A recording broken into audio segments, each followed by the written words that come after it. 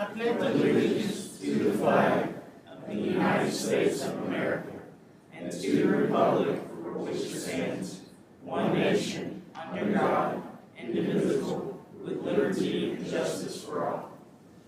Let's bow our heads, please. Our Father, once again we come before you, thanking you for another day, thanking you for your blessings and your mercy and your grace. We ask that you continue to bless us. Bless this board. Give us the ability to make the right decisions for the county and the people of this county. Bless this world. Lord, there's so much evil. If there's any way to give us all more love, because love is the root to kill evil.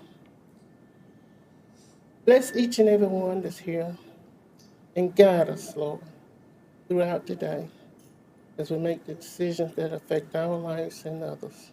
In your name I pray. Amen. Amen. Thank you, Commissioner McCoy. As you can see, we're missing a couple of members up here. They're out today due to medical conditions. Hopefully they'll both be back next Monday. So had to make sure we were going to have a quorum today. All right, at this time, I'm going to call on Mr. Barry Blevins to discuss the FTA alcohol and drug policy. Morning, Mr. Chairman, board members. So I am here to discuss the FTA's drug policy as it relates to Harnett County. Recently, we went through a compliance review with NCDOT, Integrated Mobility Division, which is a new division for them. And they explained to us that the policy that we had was a couple years old, and it's about the same policy. However, there was a couple of terms that were not in our policy, the county's policy.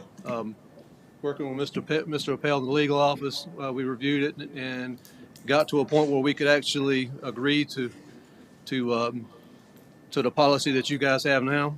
And so, in order to comply with our compliance review, we'd like to see if the board would consider and approve this policy as it is, and then we'll submit that to NCDOT. Is there any questions?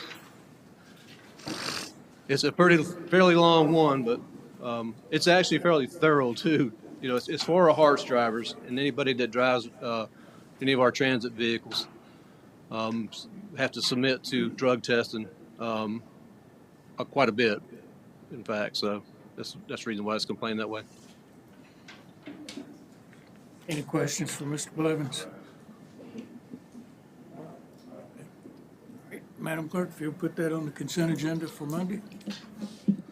Thank you very much. Thanks, sir.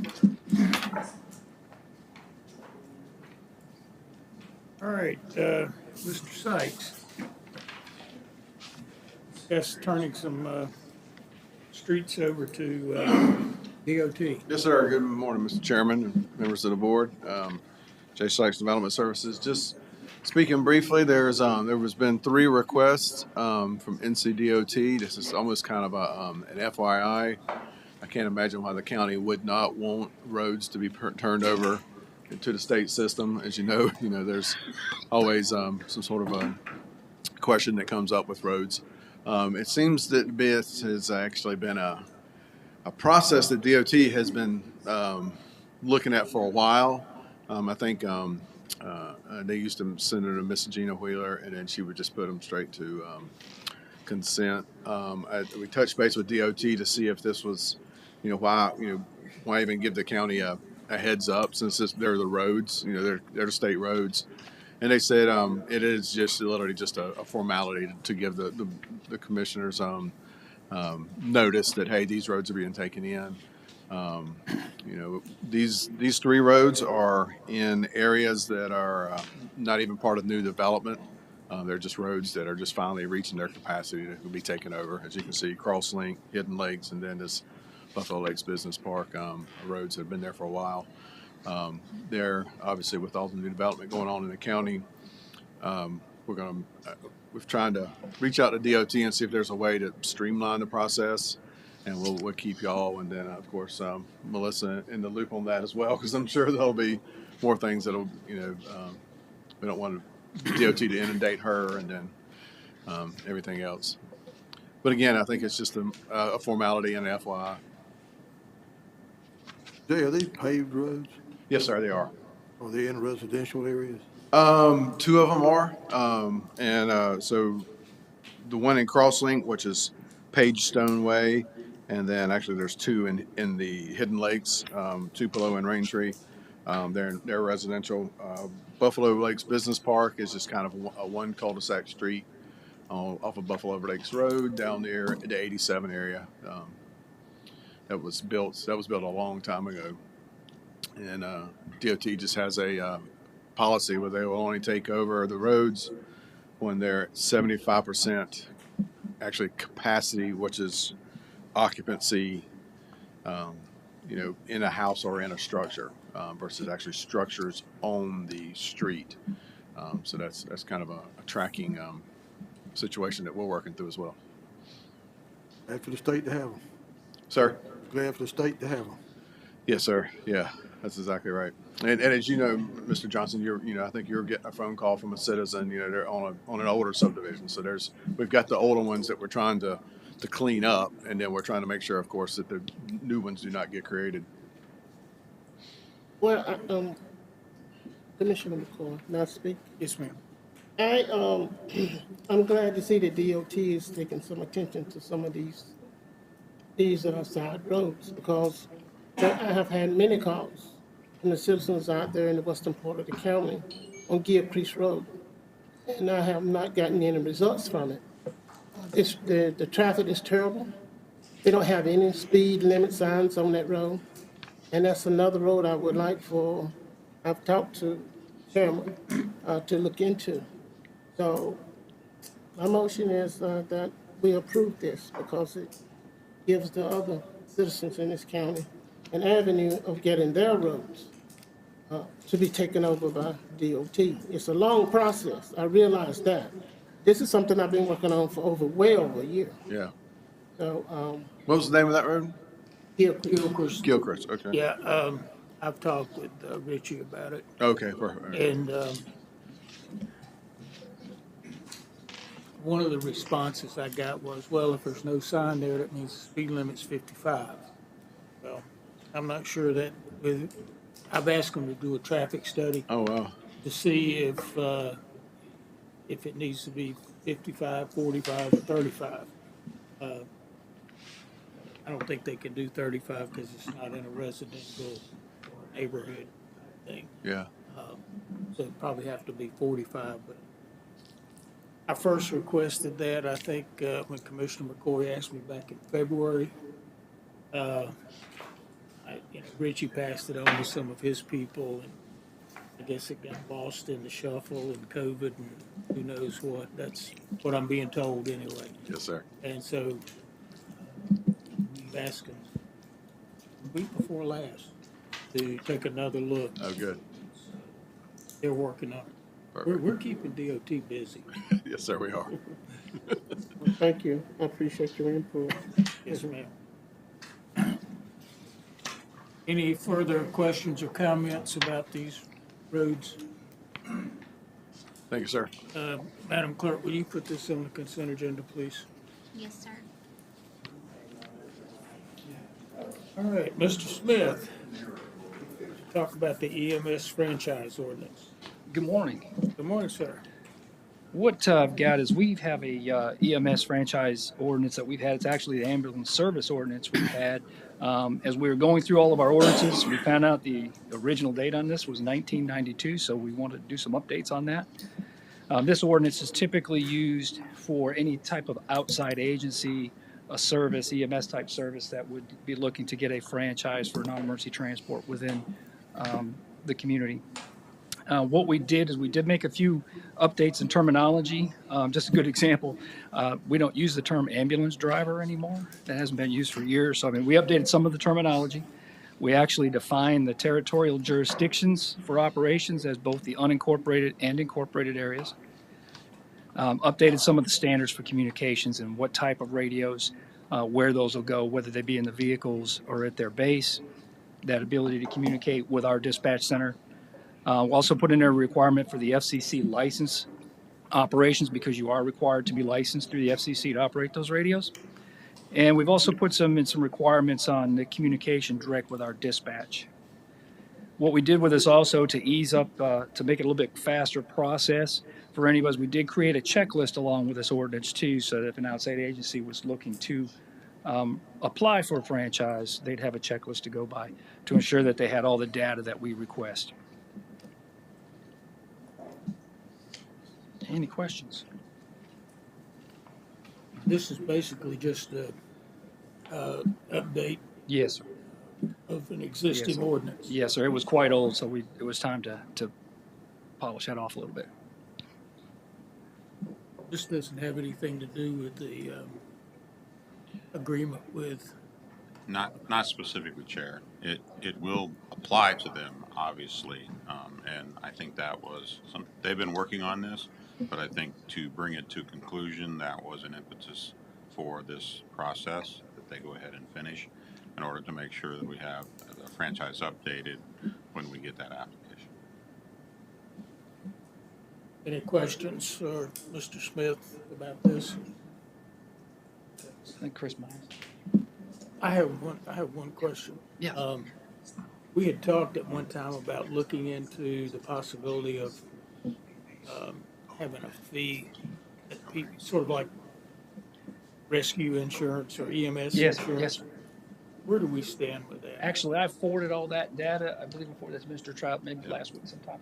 Yep, we're in the process. I'm in the process of reviewing that. Eventually, we'll bring that forward. Okay. Yeah. Thank you. Chair, I was just informed also that this item cannot be on consent. We'll need to have it as a separate item. Legal. We have a, At the next meeting, when we move to approve this, it needs to be a separate item versus being on consent. okay.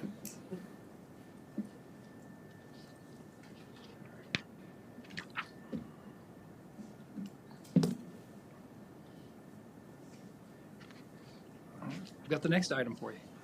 Yeah, I think you're up again. Yes, sir.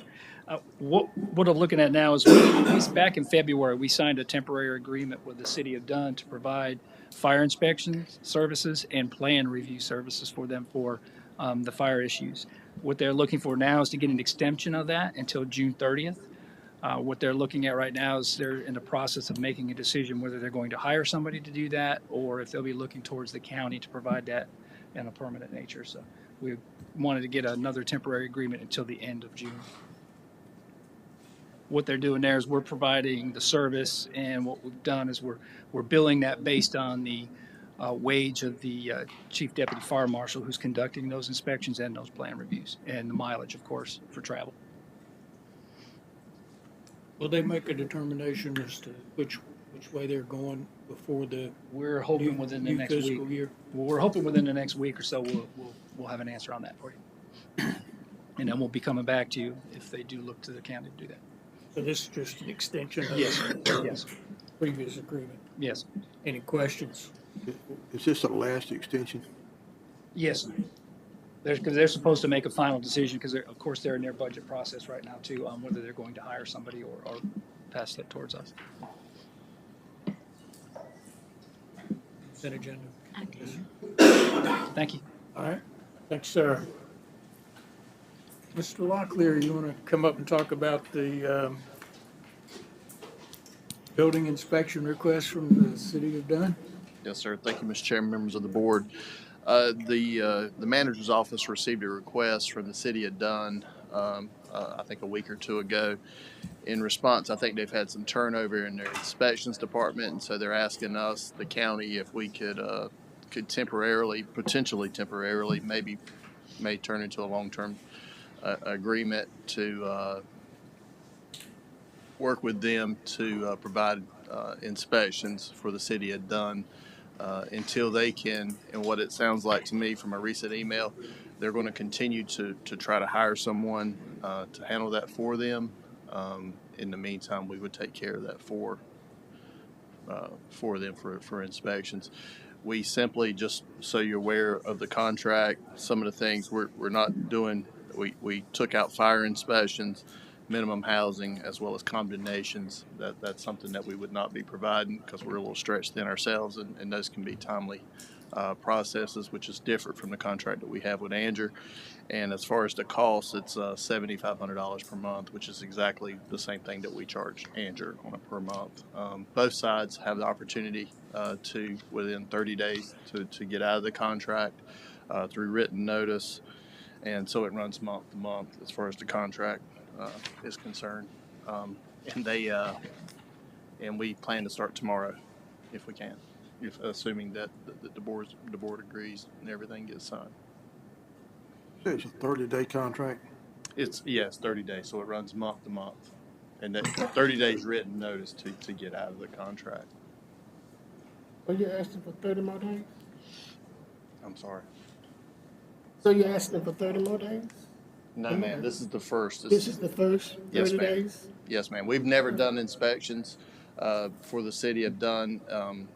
You may or may not be aware, we do inspections on a contract basis, only inspections for the town of Anger, and we do it also for town of Coates and the town of Irwin.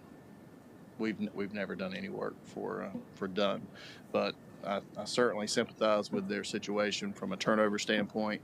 The whole state is seeing this issue with inspections, and so I think they're having a hard time going through the recruiting process, and so they've asked us to help them out until they can make a decision long term. I got one more question. So this is not going to cause any interference or any disruption with your inspections of these other towns as well as the Littleton.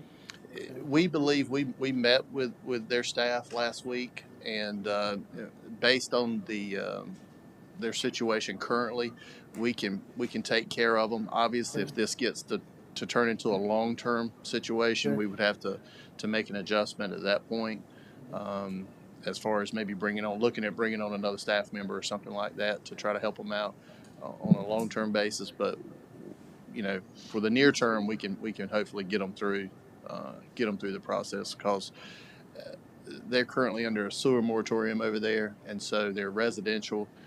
There's not as much as that, but they do have several, not several, but they do have a couple of commercial projects that they have going on, which requires our higher end guys to perform those inspections. Thank you. The reason I asked that question because I know some time ago we were short on staff ourselves. We are. I want to make sure we won't put ourselves in a position that we won't be able to fulfill. But it's fine. I'm in agreement with Right. And just so the board knows, we've been able to bring on 2 inspectors in the last couple of months, both with one's level 2 and one's level 1 inspector, who I think technically starts today, but he'll actually come on staff tomorrow. So we've been lucky in the last couple of months with bringing on some additional help. Otherwise, you're right, we wouldn't be able to handle this at all. Yeah, I want to echo that. When I had the discussions with staff regarding this, I told them that if this is a long-term agreement, we will need to hire another inspector. Staff told me that the inspector that does Anger spends 90% of their time spending in Anger. So if we're going to take on the same responsibility and done long-term, we will need additional staff. Yep. Any other questions? Let's add that to the consent agenda. Is that a consent? Chairman, if I may, since we have to start tomorrow, the attorney and I were sitting here talking, it'd be better if you could give a consensus that you're okay with this, and then put it on the agenda for the 6th for formal approval. Yeah, I think we're in agreement Okay, to go ahead and okay. do that contract. Unfortunately, it's tomorrow Yeah, that we have yeah. to start, so June 1st. Yeah. So, and then Mark and I plan to meet with the city of Dunn every 30 days to kind of see where they're at, what's going on, and we'll kind of keep an eye on that and see if we can help them out. And so, yeah, I mean, the consensus of the board is, we don't have a problem with, the agreement. It'll be on the consent agenda for next month. Okay, great, thank you. Formal approval. Thank you. Thanks. All right, Mr. Ward. Thank you, Mr. Chairman, members of the board. Hope the other two board members are okay. Nothing serious there, but I'm before you this morning to request a formal approval of our chemical supply contracts for the water and sewer plants. Every year, we're required by general statutes to bid these because as the materials and supplies purchased, they exceed the informal bid threshold of $90,000. We'll spend $2 million on chemicals just for the water plant, just to give you an idea. So, not including the sewer plant. So that's why I'm before you today. It was kind of frustrating going through the process this year. Like with a lot of other things, the prices have really increased. Our prices went up as a whole about 20% over last year, which is kind of unheard of. But as you know, we are not requesting a rate increase in this year's budget, so we're not planning on passing those costs on to our customers. But I'll be glad to answer any questions you may have about this process. Occasionally, we will get vendors to agree to 2 years to hold their prices, which has been good for us. But that's kind of slow going now too, because they're worried about, like everybody else, about gas going up and what it's going to cost to deliver the chemicals and whether or not they're going to be able to get the materials with the supply chain issues. So we didn't get any takers on that this year, but if you would, we'd like for you to consider that at the upcoming meeting. Any questions for Mr. Ward about this?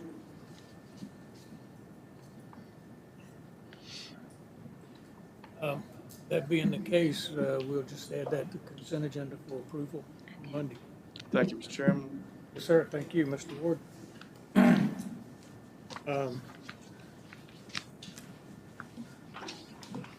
right. Kimberly, you want to talk about the public hearing that we've got Monday, the request from the Northwest Harnett Fire Department? Yes, sir. Thank you, Mr. Chairman, members of the board. What you have before you is a resolution that we are asking to be placed on the next board meeting and a public hearing. And basically what this is it is a TEFRA resolution, which we brought these to you before. It's a Tax Equity Finance Responsibility Act of 1982, which allows nonprofits to borrow money at a tax-exempt status, which is a significant tax savings or interest savings to the taxpayers.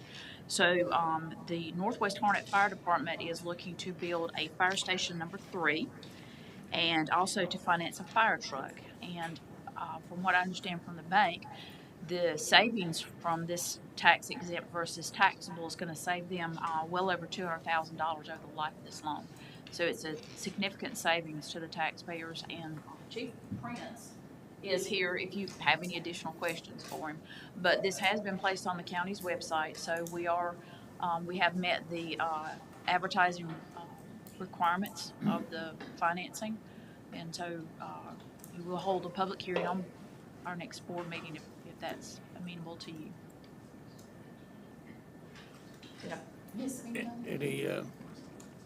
Anyone have any questions about this? This is like the TEFRA grant we did with Cape Fear Valley Hospital. And you've actually done some, I think for the Andrew Fire Department, Coates a few years ago. Right. So we're starting to see more and more of these because this is a significant savings to these units and to the citizens. You have answered my question.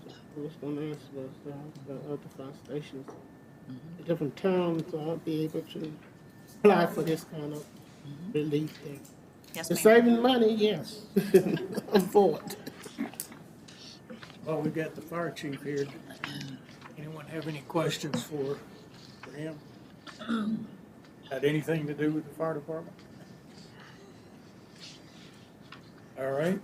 Um, We will plan on having this on the, having the public hearing on Monday concerning this matter. All right. Sheriff Coates is not here, so we will come back to item 11, and we'll go ahead to item 12. Miss 10. Miss 10, sir. Pardon? Item 10. And Oh, I'm sorry, you're right. Mr. Rouse, request to replace the clinical patient fee policy. Good morning. Every 2 years, we have either a clinical program audit or we have an administrative financial billing audit with the state.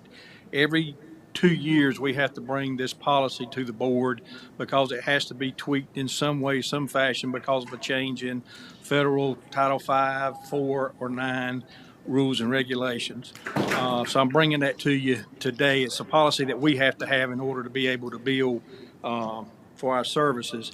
One of the changes that we had to make is we talk about in the policy a patient's inability to pay. We had to add the word inability / unwillingness to pay. We can't deny service, especially for women's health. Like if you got a prenatal patient, you can't abandon them because they won't pay the bill. Now, when we say a bill, any bill over $50, if it's not paid, we can send to the state's debt set-off program. These are bills that are under $50. So, and every 3 years we have to charge these funds off. I think last year we brought about $3,600 over a 3-year period that we have to charge off. Another stipulation in the audit this year was that prior to, if a women's health patient came in, we had to do a separate income verification on that program. If they've already given us one for another program, we can now use that instead of having them complete another form. One other change that they made, if a patient has a $50 bill that's been written off, they come in and say, I want to pay $25 on that bill that I had. We can add the $25 back and let them pay it. We can't go back and add the whole $50. Just some little stipulations that the feds put in there, these rules and guidelines. We have to tweak these things every 2 years. That's really what this is a tweaking. Any questions about this matter?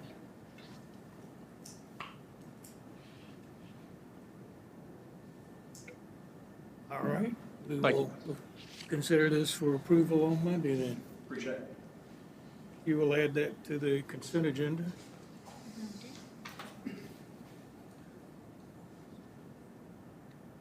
Do we want to wait for the sheriff, or do we want to just go ahead and? Go on. Do it. You could go ahead and do the item if you want, or we can wait. It's a small item. Basically, all it is somebody wants to give $50 to the sheriff's department. Yeah, And for some reason, is this a statutory requirement that's my understanding. that we have to approve this? Typically, if someone makes a donation to the county, the board just traditionally approves it, accepting a donation, because it's not generated from fees, it's not generated from a federal source or a state source. So typically, if someone wants to donate money, the board acknowledges it, and then, but you would have to budget that for them to be able to use it. Set a limit, like somebody wants to give 1,000 or more. We have to approve it if they want to give. I can't remember if there's a dollar. I'm trying to think back through, because we so seldom get people that want to donate things. I didn't mean that to be comical, but very seldom. I mean, you'll get people that make donations to the animal shelter, like if they adopt a pet, they'll do like $20, and normally typically those don't come before the board. So I'm not familiar with this one. I've not had a chance to read through that particular agenda item to see if there was if it was just a flat out donation, but it looks like they're requesting it to go for a specific purpose, and so that's probably why. we have to keep it. Do we have to keep any records of this donation? This I think it's just more in the matter of transparency more than anything. Any, No problem. you okay with that? All right, Madam Clerk, if you'll add that to the consent agenda for Monday. If you, sometime in your spare time, would you look into that? Notice I said in your spare time. 2026. Yeah, something like that, right? Yeah, I'll be happy to. It's really not a very high priority right now. All right, Mr. Appel, revision on the rules of procedure. Yes, good morning, Board. So I've made a few additional changes to the rules of procedure. And this has addressed some certain things that have come up. So we made some recent changes to the public comment period. So what I did is to expand on some of that. I created a new Rule 27, which discusses decorum of the audience. So obviously, historically in the past, we've addressed audience matters in public comment periods and public hearings. But it's really much broader than those two situations. And so I've created a new Rule 27, which addresses basically for the whole meeting. And so you'll see under new Rule 27, it has the introduction. It's just in order to efficiently transact public business, it's important for members of the audience to maintain proper order and be respectful of the board and speakers. And so to this end, audience members shall conduct themselves as follows. And so first one is audience members shall refrain from making unsolicited comments during the meeting. During speaker presentations, public hearings, public comment periods, debate, and action by the board, audience members shall refrain from conduct which disrupts, interrupts, or disrupts the proceeding or disturbs. The next one on subsection C addresses if you were to bring signs in. So they're not outright banned, but there are certain restrictions that can be placed on bringing signs into the room.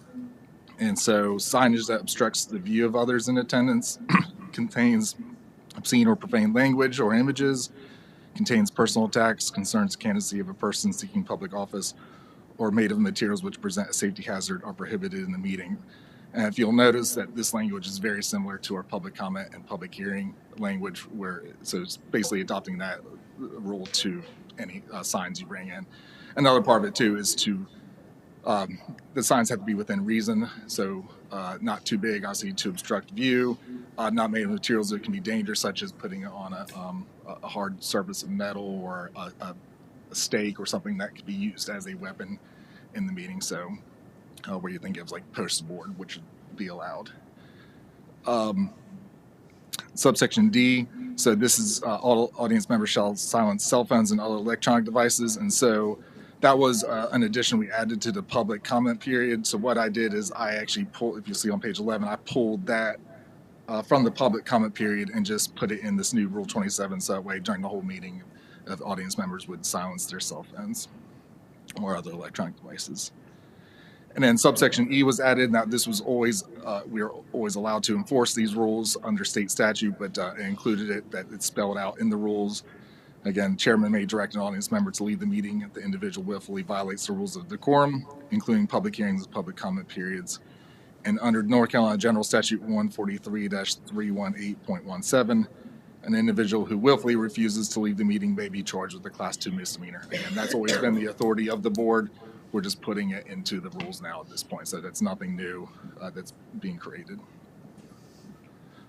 So those are changes. If there's any questions, I'll be answering them for any additional edits that you'd like to see. But I have a question. Why would you allow them to bring signs in here? So, I mean, they can bring signs out there and on the outside, but why would you allow them to bring signs in here? So there are certain constitutional restrictions that we can't outright ban everything. So if you notice, people wear T-shirts with comments, messages on them.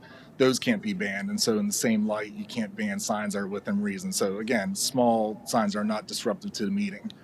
But there are constitutional restrictions on being able to outright ban all signs in a boardroom. So again, if you're allowed to say it, on the public comment period. If you can put it on a t-shirt, you got to be able to put it on the sign again, so long as the sign is not disruptive to the meeting. But I think it's disruptive to the meeting itself, because you can stand there on that, up there to that podium and say anything you want to say. But I just don't like the fact that you're gonna bring signs to be, that's just, to me, that's destructive to me. I mean, but, you know, Well- if it's not illegal to do it, I don't have a problem with it, but it just seems like to me it's a little far stretched. We do have to allow to a certain degree. Again, if they're holding in front of them and it's not being disruptive, but if you start waving around and you're interrupting and everything, that's a different story. That can be addressed. But if you're sitting in your seat holding it, again, which is no different than maybe having a t-shirt on, we do have to allow that. But I'm only addressing this because there's some disruption in our meetings with the way that they approach us, or the threats and all of that. I mean, but to bring signs in, it doesn't seem proper to me. But if we don't have no other recourse, then it shall be done. Right. But it seems to me a little disruptive to me. Chris, you may have addressed this, but what size restrictions are there on the signs? So there's no hard line rule to that. Now, if you want me to try to put something in there, I can. It's really a reasonable test. So I think reason to believe is if you got a sign that's taking up multiple, it's so wide that the person next to you can't sit down, or if it's so tall that the person behind you can't see anything, that's going to be a sign that's too large. Now, something that's on a, holding a sign, it's a piece of this paper and holding this up, again, that's has to be allowed, so long as it doesn't have the obscene language or any of those other restrictions on there. But again, what you have to put it in line with is, again, if you see someone wearing a t-shirt with a message on it, is a piece of paper like this holding it in front of you any different? It's really not. So who's going to make the call that the sign is too big, and how can we enforce it if we don't have it in writing? I'm sorry? Who's going to enforce? So that is up to the chairs and the enforcer of all rules. And if it is out of line, then to either direct them, if they don't want to comply, then have a sheriff deputy escort them out or take the signs. That's the enforcement. So the chair has all authority for all the rules. The chair is the one in charge of upholding the rules. Once it gets in here, it's hard to get it out. That's right. Well, and the hope maybe is, since we do now have sheriff's deputies out there, is to, as people come in, if there's a question as to it, you whether pull me out there for advice or have you visit before the meeting actually starts. That's one way to try to handle it, but maybe is a kind of filter it before it comes in here. And then if the sign is reasonable, once they get in here and it becomes disruptive, then that will just have to be addressed as it happens. If they start waving it around again or disrupting others in the meeting, we'll have to address that. Well, we're sitting up here being a servant for the county and for the citizens of this county. Don't see bringing signs in here with any type of language, derogatory language and all of that on them. I mean, it can cause some serious problems. So you're saying that the chairman has a right to deny it based on what's written on the signs or based on the size of the signs and all of that. Right. Correct. I would like to see that in writing, because it's gotten to the place now, people don't want to hear you say, no, people don't want to listen to guidelines and rules. They're upset about something that comes in here and they speak out about it. And, and sometimes it can be a dangerous atmosphere for innocent people that are sitting up here giving their time and their energy to move this county forward.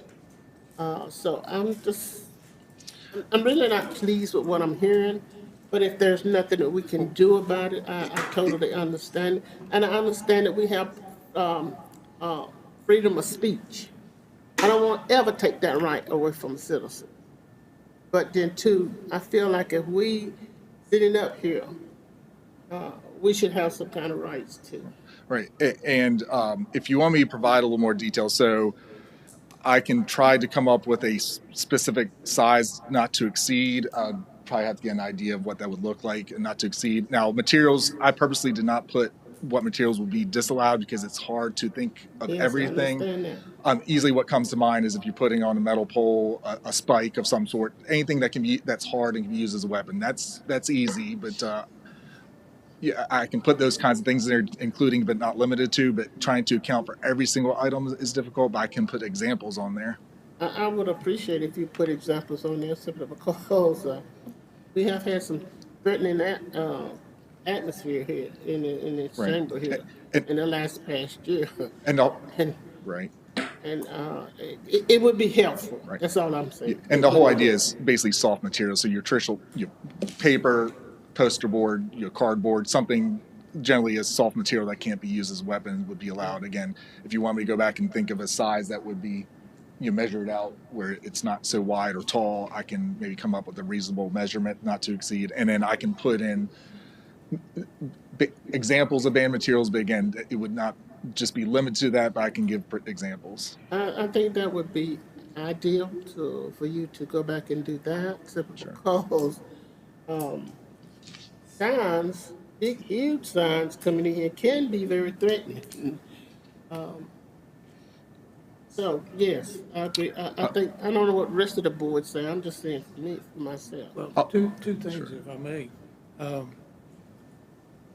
Now, 3 meetings ago, I think it was, we had some signs come in.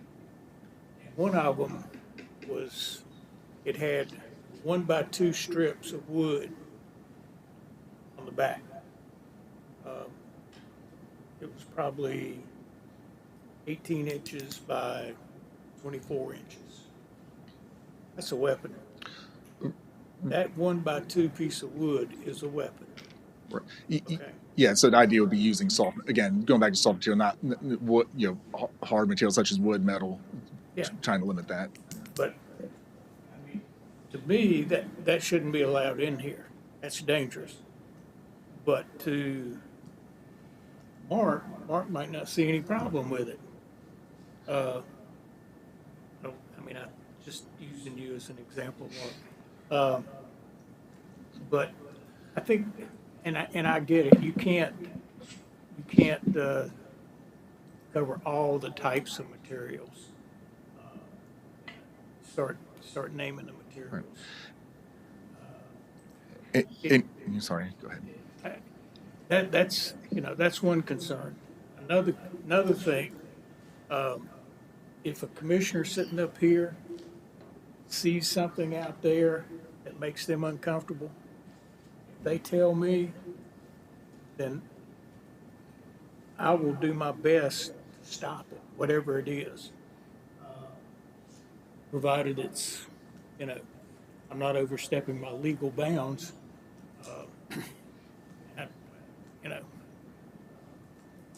We'd have to talk about a way to handle that, get counsel before we did anything. Right. And again, I'm happy to, before meetings, be out there as kind of just see what these things are and relay what I see and what my opinion is. I'm happy to, however, to make this easier for the board. I'm happy to assist in any kind of way. Again, I know we have sheriff's deputies out there too. Now, I want to address the hard material. So I know you say, for example, a piece of wood may seem like it's a weapon to one, but not the other. Well, you're not impeding on someone's First Amendment right to speech if you're just saying it's got to be on softboard and no wood whatsoever. So the whole idea is not infringing on First Amendment. So if you're saying no hard materials whatsoever, even if you don't think it's a weapon, you're not infringing. You can put something on a piece of cardboard, a piece of paper, like the campaign signs on those kinds of things, small ones. That's not infringing on your First Amendment speech. So we can put those restrictions on there. Anything that's hard that can be potentially used to harm anyone. So do we want to send this back and ask them to Yes, make some further certainly would requests? appreciate. I never, at no time, would want to take away a person's right to speak out because we all have freedom of speech here in this country, and that's something that is valuable to all of us. Yeah, I would like for you to go back and kind of design it a little bit. I'll add a few more items on there to a little bit further clarification. outside of the signs or any other of the things I added on there or anything else you'd like to see, I'm happy to. Fine, I mean, because I'm sitting in here and my concern is protecting the public as well as protecting us up here. Right.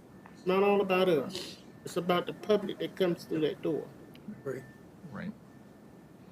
Because if you get people on different sides of an issue out there, they could, And that's where We we have don't- to trample down the size and waving it around and so on, because again, you're disrupting other people who are trying to listen to the meeting. So again, it's everyone that's in here. It's not just the board.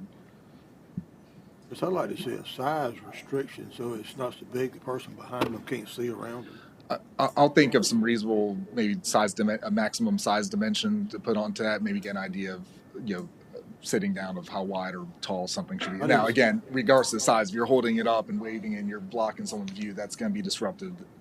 The idea is you need to hold it down. I didn't see them come in here, but a few weeks ago, I saw some in the parking lot that had great big signs. Right.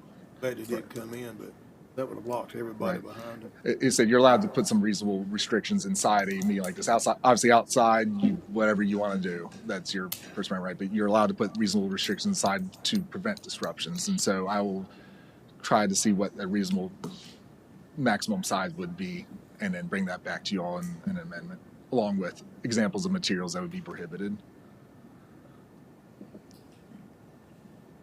further questions or comments? All right, Mr. Bell, if you'll take that back and do some tweaking on it. Yes, sir. Moving to the next item, amendments to the personnel policy. Yes, board. So we have various amendments to our personnel ordinance just based on things that have come to light and some changes that we need to make. So this is just provide some update to various sections. So one thing, as you see on page 2, so cost of living increase. The way the definitions always work, and then in the section that addresses cost of living increase, it's always stated that it would begin, the cost of living increase would be effective July 1 of each year. As you all know, the period begins at the 16th of each month, the pay period, and so we felt it was best to be in line with the way our pay period works. As you see on page 2, we changed the definition that will become effective the pay period immediately following the beginning of the fiscal year, or as otherwise directed by the budget ordinance for that fiscal year. So the standard will be basically July 16th of each year, unless that were to change, if for any reason we were to change it from the 16th of each month. Or when you pass the budget ordinance, you can dictate when it should become effective. So if you want to put it 6 months out, you can put that in the budget ordinance. So it allows some wiggle room that wasn't allowed in the previous definition. And so you see in that definition, so on page 14, which is Article 3, Section 9, which addresses cost of living adjustments, again, just incorporating that same language from the definition of when it becomes effective. All right, moving on to Article 7, Employee Benefits. So as you see on page 57, under subsection E, you'll notice that with the language of or becoming Medicare eligible has been included. So just read it for the audience. For employees retiring on or after December 16, 2019, an eligible employee must elect or decline the Medicare supplement at the time of retirement to receive the supplement upon turning 65 years of age. And then we added or becoming Medicare eligible. There was a little bit of a gap there we had to address. So it's always been intended to mean when you turn 65 or Medicare eligible. It's just never stated it in there. And so this is just to provide that clarification, because you can get the Medicare supplement before turning age 65 if you are, because you can become Medicare eligible before that age. Moving on to page 58, again, same exact language in subsection E. The reason why we had these two different ones is because there's different benefits depending on when you became a full-time employee. So page 58 deals with the grandfathered insurance benefits. But again, same exact change. Moving on to page 60, which is section 4, local government retirement system, or as we call it, ELGERS. So as you notice in here, it just contains a lot of deletions. And the reason behind this is that we're not changing anything. It's just ELGERS is governed by the state. the state treasurer's office sets the rules for Elgers, and therefore there's really no need for us to outline all the detail of Elgers. The best practice is to direct them to the website. The reason being is if there's ever a change to this Elgers system, it would then require us to make a change to the ordinance. And of course, state law is going to preempt our own local ordinance. And so for efficiency purposes, instead of outlining all the requirements, it does have the website that if there's for basically additional questions or further clarifications, to visit the website, which we have a link to on there.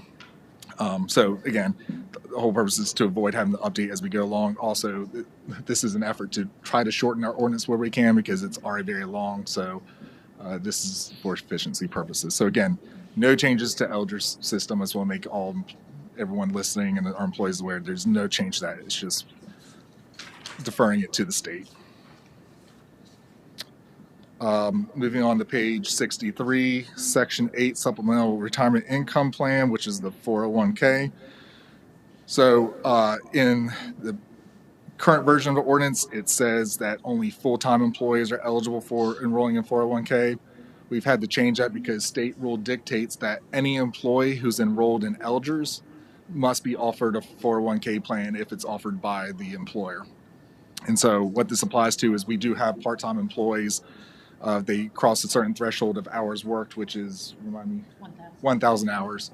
If they exceed 1,000 hours, we have to enroll the employer in Elgers. And once they become enrolled in Elgers, they have to be offered a 401k plan. And so we're just making that update to be compliant with state law. And we've also been making those corrections for any employees that weren't receiving it. And on page 64, made the change. So for a while now, we've been giving the 2% employee, well, it's not an employer match anymore, but we just outright give 2% to an employee's 401k. When we first started this program, it was a match. So if the employee did not contribute or contributed 1%, we only match 1%. But there was a change to just go ahead and put 2% in all employees' 401k regardless of participation. And so we're finally getting around to updating that section of the ordinance, which again reiterates what we do in practice, and that is we put in 2% for all employees who are eligible. So that will apply to, again, part-time employees that we know are going to work more than 1,000 hours will automatically be enrolled in a 401k and contribute 2%. And I believe that is all of the changes. So if there's any questions saying the changes or any additional edits. I would like to ask for clarification because I'm not quite sure how I understood what you were saying. So if an employee contributes to the 401k, at least you don't have an amount or whatever, but if they don't contribute to it, the county is still required to invest in that for them. Right. So we made that change. I forget we ever made that change. Do you recall, Kimberly? But we changed it from a match situation to all employees who are now under rule Elgers eligible. So that's going to be all full-time employees and part-time work 1,000 hours or more. We automatically give 2%. So whether they contribute anything, whether they contribute they get the 2%, they automatically from the county get 2% put into a 401k for them, whether they contribute or not. Now we don't give more than 2%. So if the employee contributes 3%, we don't match that. It's just 2% outright. back up here now. If they give 3%, you don't match anything. You don't give anything. Well, we still give the 2%. I'm just saying is we don't bump up the 3%. But that's we don't. Not what you said. I'm sorry. I'm just saying it's the Harnett County gives 2% regardless of participation and regardless of how much they give. Okay. So it's 2% flat. That's it. They keep it simple. I think that's great. I think it's great. I just want to make sure I'm understanding because you got a little confusing there. Yes, ma'am. I apologize. And the way again, we had to make the change because we've been doing that in practice. The ordinance hasn't reflected that because it still in its current form talks about 2% match, but we give 2% regardless. Great. But the budget ordinance that you adopt each year does state that we will contribute 2% to an employee. So that budget ordinance has always overridden that. Right. That's good. Other questions about these changes? Okay. All right. right. Well, if there's no other questions, comments, I'd just like to say that I think it's good to have it in writing, so people can see it. There won't be no confusion about it. So thank you for that. Yes, ma'am. all right? So if you will put that on the consent agenda for approval on Monday. Thank you, board. Thank you, sir. Appreciate your hard work on Yes, sir. both of these items. All right, Mr. Price, Sure, good morning. talk to us about the Jetport. All right, good morning, everyone. Hope everybody's well. Come bearing good news this morning that we did receive additional grant funding for our Jetport apron project. If you allow me to back up, I'll kind of update you a little bit about where we're at and what's going on. This is for extra funds for concrete. So we bid this project out, as you remember, the first time, and we had asphalt and we had concrete. So we did not receive the number of bids that we needed to, so we had to re-advertise. So once we re-advertised, we did receive the amount that we needed, and the concrete came in about 1.2 probably million over. So our engineer of record who's working on this project, Talbert and Bright, got with DOA, and we kind of took the airports committee's suggestions. They really wanted to see concrete put out here for durability, strength, and longevity as far as what could happen at the for our expansion. And so a couple weeks ago, DOA did approve an extra 1.2 million for Harnett County Jetport. So what I'm coming for you today is three things. One is to amend the capital project ordinance, and so we have a 10% match for that. So 90% of this is grant.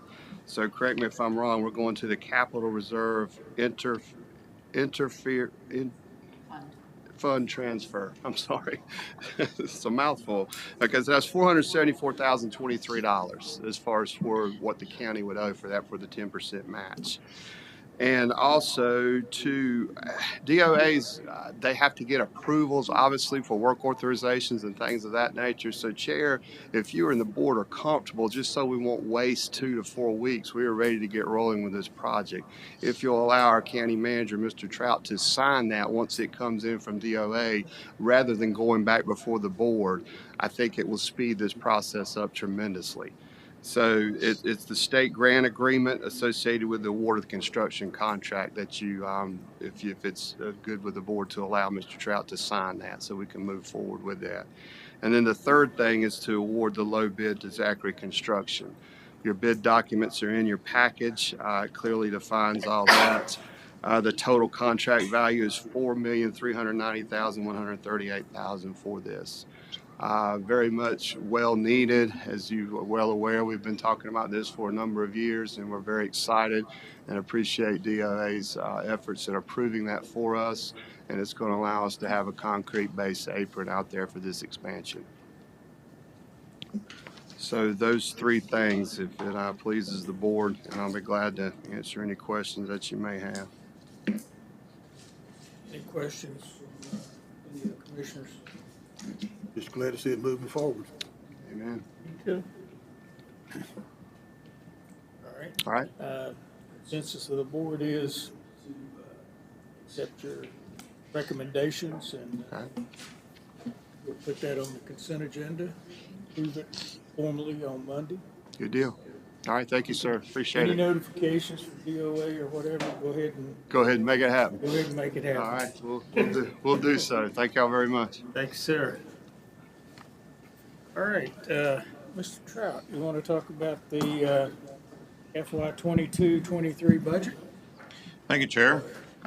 Since we last met and talked about the budget, we have done some additional research based on the questions that we've received, and so passed along a filing of those discussion items.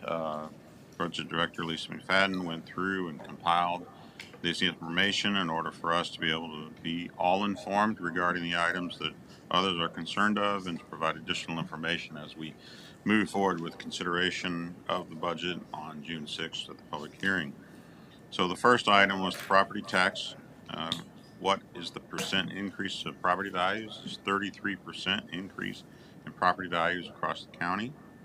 And there's the specific numbers there, which relate to 11.1 billion basically versus 7.5 billion that we had in the past in 2021. Large increase, which then affects later on as we look at the levy that we've recommended in order to be close to revenue neutral and still provide our resources, we modify the levy rate. So the fire districts was mentioned related to the increases there. 3% increase recommended for Boone Trail Fire District and 2% for the Andrew Black River Fire District. Those are the recommendations. The question was, what effect would it have if we only approved half the rate increase? The effect is that you approve the rates, and it would not affect the operating budget for the county, but it would obviously impact the budget of those fire departments because they would be able to purchase in the coming years, either through equipment or operations and hiring of staff, if we were not approving the amount requested or recommended here. I'll stop if there are any questions after each of these items. I know Town of Andrew, they said if they can get 2 cents, they'll be happy. Okay, that's good. That's their recommendation, so that'll help. All right, department expansion requests. Some questions came in regarding that. First question was, should the Harnett Regional Jetport Manager position be budgeted at a higher salary? It could be. There is a possibility that depending on the person that we are able to recommend hiring or that I would recommend hiring is could end up needing to have a higher salary. At that point, we'll need to, at this point, make a budget amendment. So it does not prohibit me from being able to hire an individual at the higher rate. We'll just need to do a budget amendment in order to be able to do so. The question was asked, has a project been identified by the Sheriff's Office to be funded by the SCIF grant? Not currently. We have not had a specific project listed. The question then was, could that additional $100,000 from the SCIF grant be used for vehicles? And the answer is yes. Haven't had that discussion yet with the sheriff as to how that money is being considered for use. So that might be an amendment depending on how we move forward with that discussion.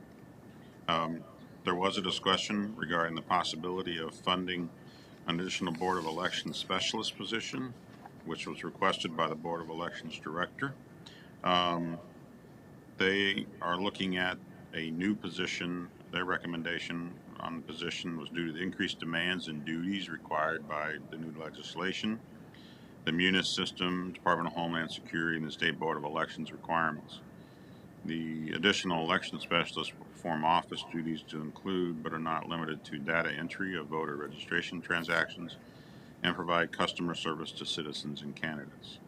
So there's a number of functions that position would would conduct. So that's the additional information. You have that. Continue to consider that. And the question was asked is, could the yes, ma'am. You talking about hiring another person for that department at all? Has there been any discussion about us building another building or finding another facility for that Board of Election? Yes, we are right now, we have hired Dewberry Engineering to conduct a space needs assessment. And so when they conduct that space needs assessment, they will be analyzing the needs of the Board of Elections for a space and determining if they need additional space in order to, and how much space they would need, which then would provide the board information that they're able to utilize in order to make a decision on whether a new space needs to be built or bought in order for the Board of Elections to conduct their business. And so you'll get that information and at that point be able to pursue, look at what your options are for the space needs of the Board of Elections. Well, I can tell you there is space needed there. I mean, I've been down there when it rained and it flooded out the whole area there. Not only there, I go in there a lot, in that department a lot. There is no space in it. Those people need a new building, or we need to find another facility for the Board of Election. Because it's Yeah, and beginning to, with the growth in this county, beginning to be ridiculous that they're stuck in that little small building. right, and I think we've all recognized that, and that's why we have it as one of the main feasibility studies that will be conducted. So they'll also, besides the space study that's done, they'll also look at the feasibility and cost necessary in order to build a space for the Board of Election staff and their equipment and so on. And so that's a part, it's a more in-depth study and review specifically for that. And we have two other areas or three other areas that we're looking at more in depth as it relates to that renovation and or space that they need to have. So the answer is yes, they're reviewing it, but we need to wait a little bit of time. I think they're due to have that study done in December, which will then be early enough for us to make decisions as we enter into our capital improvement planning process. And so that will provide you the information to be able to know whether something like that needs to be incorporated into the budget. Thank you, but I'm saying that this needs to be a priority for the county. Uh, That's me. I'm on the one up here saying that it needs to be a priority for the county. But this has been needed for quite a number of the years. Thank you. Report. Additionally, there was a question asked about whether Central Carolina Community College would help fund the EMS Paramedic Academy that we're proposing. Not at this time. It's a new program. We will work in conjunction with the community college as we work through the program. We believe that academy will help us with providing trained paramedics through working with existing employees to upgrade them. It's an important step for us to make sure that we continue to have the qualified paramedics within our operation. Any questions on any more of those? What's the cost of that EMS paramedic academy? I believe it was 162,000 was the cost of the staffing, and then there's some other additional items I have to check, but I can give you a specific number.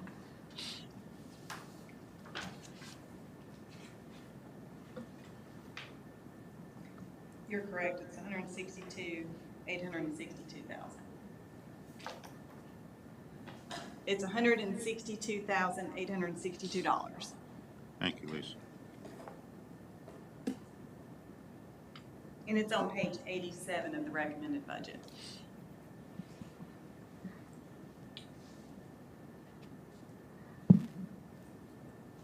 Thank you, Lisa. So the next area is school funding. We provided a budget that increased the amount per student and that it was creating additional funding for the school. There was one item that was not included in the budget, which was a request for $1,387,253 for additional funding for school and classified staff. And we did not fund that, but that is one area that we need to look at for consideration. It was one of those areas that I didn't feel comfortable adding that much to the budget, but obviously is one of those areas that I think needs to be a discussion amongst the commissioners and the school board. And so that is a topic for our later meeting when we have our joint meeting with the school board to talk about what they will utilize that for. Lisa went through and there's an attachment that outlines the expansion requests to this, and it shows the total amount that they were requesting. We increased by 158,000, but there's still that $1,387,000 figure that is still outstanding as to whether we want to do that. So as I look at that, any of that money, if we were to agree to provide them additional funding of that 1.3 million, would likely require us to increase the levy. We're already utilizing quite a bit of fund balance, and it would likely require us to raise the levy. We're looking at, it would probably be in the 1 to 1.5 cent level in order to, whether we wanted to go for all of it or part of it. So that's an impact that would occur. Although, remember, we're still lowering the levy rate. So that's an important discussion for us to have. I'll kind of leave it there since we're meeting with the school board and we can discuss it further at that point. Any questions on that though before we move on? How does that relate to the, we've had a lot of conversations last week about the finishing the door locks, the cameras.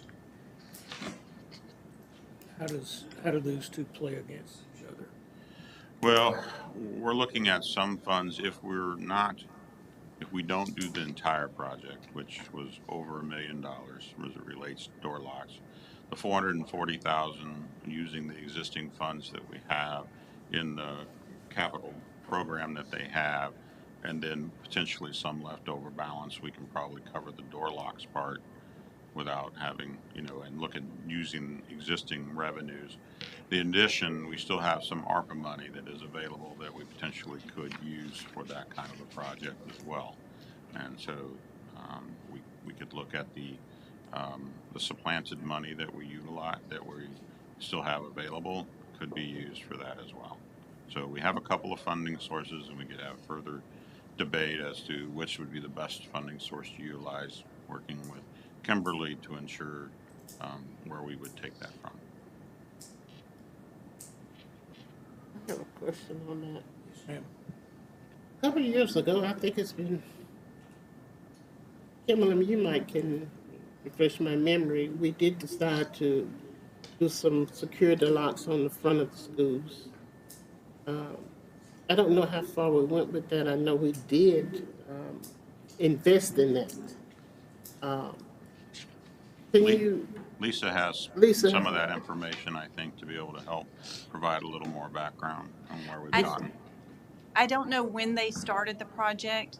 They just included, a couple of years ago when we started the CIP process and brought the school system in with it. Right. That's when we included the door locks. But at that point, we didn't move forward because we didn't have the funding for it. So they've been actually working on it a little bit at a time. And when they did the request to us this previous year, they were working off an old quote, and it was about $5,000 per door to replace. Now it's up to about $7,500 to $8,000 per door. And they still have about 55 doors to do on the outside. That's where they can go in and out of doors. But in the original quote they got from the school this year, they were looking at replacing about 110 doors. And those include the emergency doors going out of the schools where they don't have the door handles on the outside of the door. You can just leave through like an emergency exit. So what they want to do is go ahead and move forward with those 55 doors. Well, my question is this. I remember discussing that with the previous board. Mm-hmm. We approved putting locks, securing the locks on the front of the school. So are you telling me that it never went forward because it didn't have the money? No, they did go forward. They've That's got what I them want all to but know. 55 done. I don't know when they started that project. We can check with them when we do the joint meeting. They may be able to give us a little bit more information. And now it's more than just the front doors that they're securing. It's any door that you can go in or out of the school. I agree. I agree. If it's an emergency door, there's no handle on the outside, so there's no way to open the door from the outside. Those are not included at this point in time. Okay. You can't come in that door. But any door that can be used for ingress, egress, school building, will have these door locks on. Well, I'm glad to hear that because it's much needed. But my thing is, do we have the funds to do this moving forward? That's what we're working on. We think there are multiple sources. It's a matter of which source is the best for us to be able to utilize. Another question. It seems that the school board got a lot of money too from Washington. Federal funds and all. We don't have the money to do it. Is it proper for them to help support this project, because it's a project that's very much needed. Well, and I think that's a question that one of their personnel that studied their funding as to whether that's an allowed expense in their funding for Okay. that they receive. And sometimes it's very focused and clear as to what they can. They don't have as much leeway and what they can spend the money on. Based on the way the request is coming to me, I believe that's likely the case, that this is not something they can utilize. They've received a great number of funds from the ESSER, but I think that's for major renovations and those types of programs that they have available to them.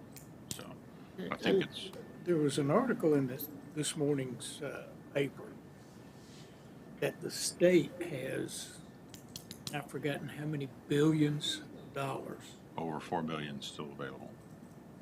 yeah, of ARPA funds Right. I that think, can be used, or that are earmarked for schools. right. but And, this, and I think I those are think the we need types to of be things applying. we can I ask think we the need to school apply board. too for that. And another thing is that when you're talking about giving increases to the classified employees, uh, in this day and time, I think that we need to be in the mindset of trying to re, retain our teachers that we have here in this county. So that's another discussion we need to have too with the school. Uh, Funding, if there's a way to receive funding from both sources here, just not from the commissioners. This is something that needs to be done, and then we need to find a solution and a way to work it out, because we may not be able to do it all. We got so much stuff going on, so many projects and stuff going on in this county. But it's something worth discussing because they got a lot of funds too. I think I remember what you were referring to. I think maybe one or two previous superintendents had come to the board and had asked for the money to be able to upgrade the exteriors all at one time. And so the following year, the board had requested an update on that project. And I think at the time, what they were trying to do is, because there were so many schools and so many things that needed to be done, they've been doing, taking care of like redoing entrances to, to the foyers and vestibules first. But they've been doing quite a bit of work all along through the capital that we've given them. And like Lisa stated, these are a little bit different doors, additional items that they're doing, but they've been doing a little bit all along. So That's good. they have been making some progress, and some of it required some extensive reworking, because I think they went in and identified some of the more vulnerable. It was right after, I want to say, Sandy Hook, was it Sandy Hook? One of those, the last school. I definitely, I can't remember. I know the discussion came up and we tried to work out a formula for it. But due to what's happening in today's time, it's something we should have a real serious discussion on. Yeah. Real serious. And then I'm glad we're meeting with the school board, because there was a lot of questions that from both the commission as well as the school board that needs to be addressed. And that's the beneficial part of the school system participating in our CIP program, Yeah. so that, as we are looking ahead for what the county needs, we can also, see those needs that we know we have to fund for them, and to figure out a funding source. So, it's still the early stages, not very early stages, but I think with the CIP process, it's much better. But they have been working on that quite a bit. Thank you. If I could, and if I can say, I think it's 2 weeks from today, we have a meeting in Raleigh uh, with the legislators. You're not going to get a better opportunity to ask those questions of the legislators. You know, Make a list of questions you want answered. Hey, if they get asked more than once, that's fine. But every one of us need to have a list of questions and things that we want to talk about when we get up there. would encourage you to make a list. Bad about having senior moms.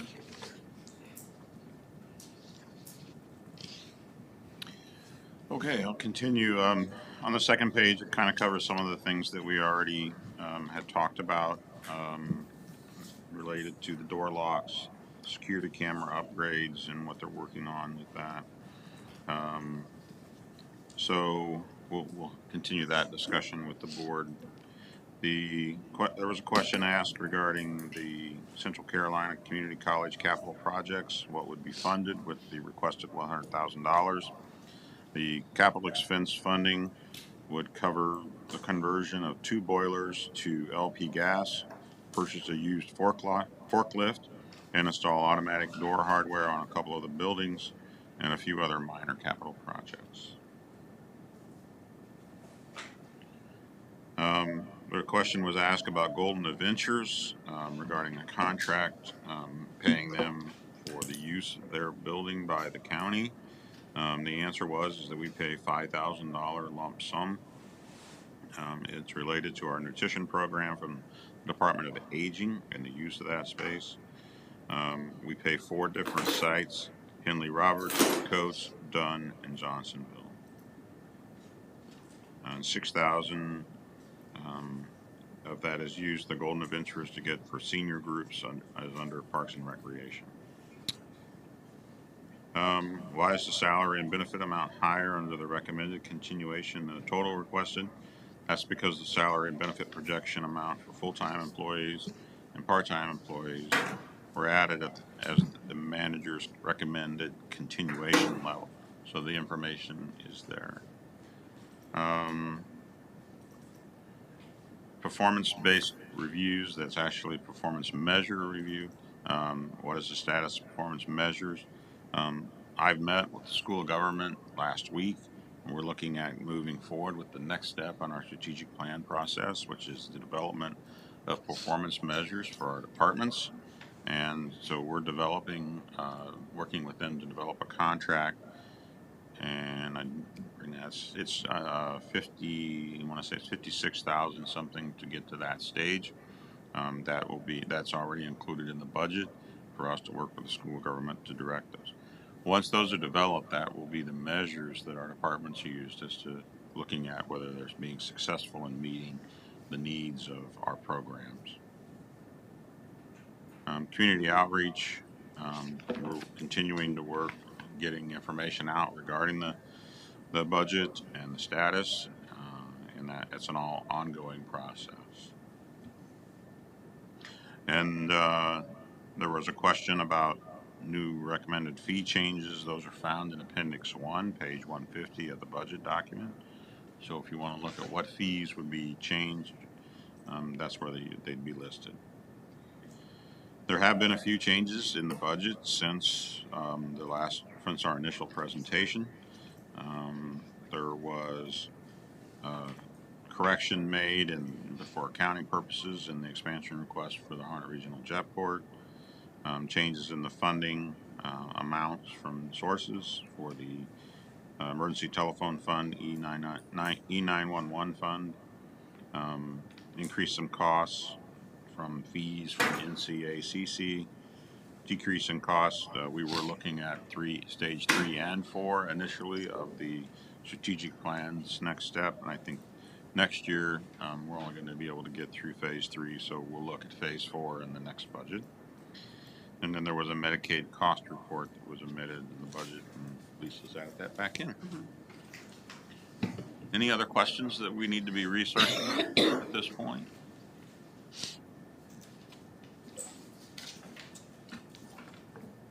Questions, any of the board members?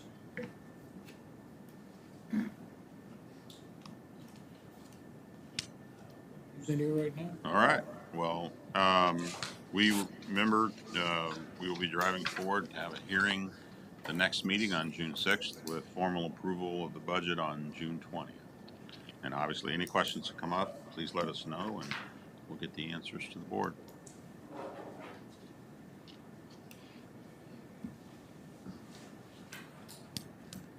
All right.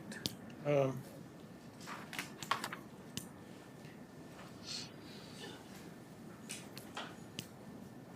County Manager's report. You bet. So next meeting will be a busy one. We have all the items that we moved to consent. We have a few hearings that will need to be conducted. One that you didn't hear about today, which is already was noticed a while back, is the public hearing regarding a tower agreement with Cloudwise. So that was discussed prior, and this is when the hearing has been set, and of course our budget hearing. So be a busy next meeting. Other item I had is that Chair sent some information to the representatives at the Senate and House regarding projects that we would like funded. There were a number of items that were discussed that the staff has been working on in order to be able to provide information to the chair to be able to submit that letter related to the Johnson Farm, Jetport projects that we have, and Harnett Regional Water. And these are all projects that we'd be able to move further and advance more quickly if we're able to get that funding from the state level. There's been discussions that they may be providing additional funding to local governments, and so we wanted to make sure that that information was provided, and so the chair submitted, and I believe he passed that information on to each of you regarding which projects that he had submitted. So, Chair, I don't know if you had any additional information related to those submission of those projects to our legislative delegation.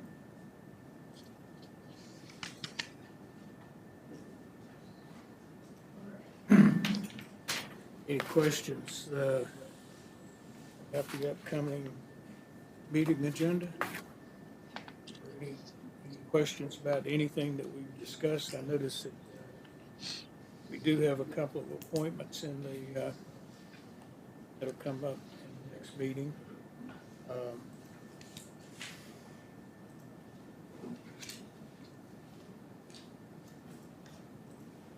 Sure. I'm not sure who, I know one of them, the Agricultural Advisory Board is District 5. Do you know what district Ms. Barefoot's in? 3? She's in District 2, is what was checked on the application. I can verify that.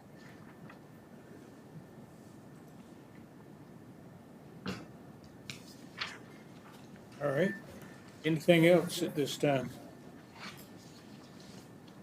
We have a, Chairman, we do have a closed session. I make a motion that we go into closed session to consult with the county legal counsel in order to preserve the attorney-client privilege concerning the handling of certain litigation, including the following case: Sustaino LLC versus Harnett County and the Harnett County Board of Adjustment, Harnett County Superior Court, file number 22, CBS 896. That is my motion. all right, we have a motion. Do I hear a second? Second? Got a motion and a second. All in favor, please say aye. Aye. Any opposition? All right, we will go into closed session.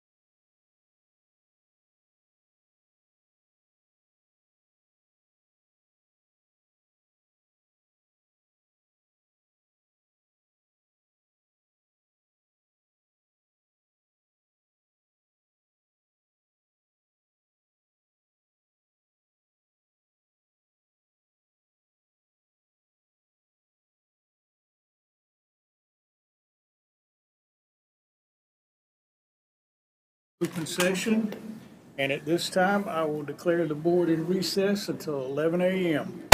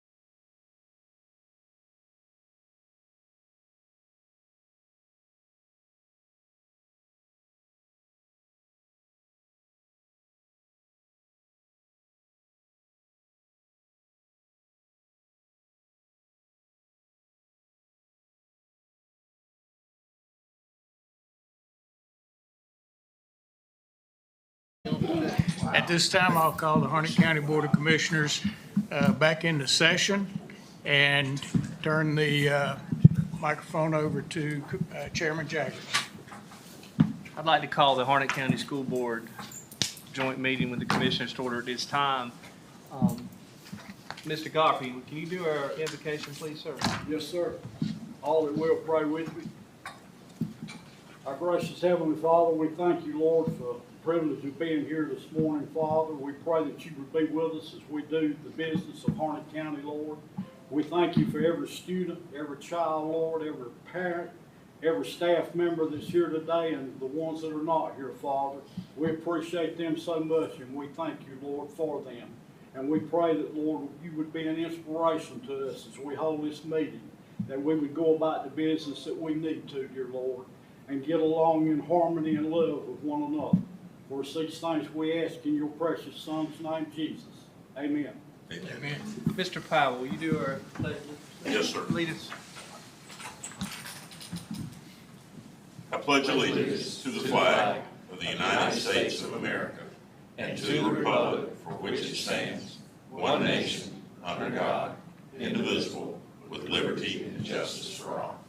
Mr. Witherspoon, I will turn it back to you now. All right. I don't have a copy of ours. I think, Dr. Fleeman, are you up first? I believe I am. Let me, Yeah, I don't have an agenda for this, I don't have this it part of either. the meeting. struggling in getting internet, so hopefully none of this needed refreshing, but I can. Oh, here you go, Tammy. You can take this, take that extra one if you would. Oh, Thank okay. you. Before we go to that part, I need to entertain a motion on the agenda. Mr. Chairman, I move we accept the agenda as presented. Second. Motion is second. Chairman votes aye. Dr. I. Howell votes aye. Now we're at the discussion items, Dr. Fleming's presentation of the budget. Thank you, Mr. Chairman, and thank you to both boards for allowing me just to share a few minutes with you to discuss the 2022-2023 Harnett County Schools and Harnett County Board of Education local funding request. Really two main points or two priorities broken into several different items that you will see on our request. One, to give increases to our certified staff supplement and classified staff salary schedule. And second, to continue our goal of new, safe, high-tech school facilities to accommodate growth and keep up with aging buildings. So we'll start with the current expense. If you can scroll that to the funding request spreadsheet. It may be sideways on there. I'm not sure how it. Who's controlling? I'm not sure who's manning the. I gave it to Melissa. Oh, there we go. Can you do this while I go make a copy real fast?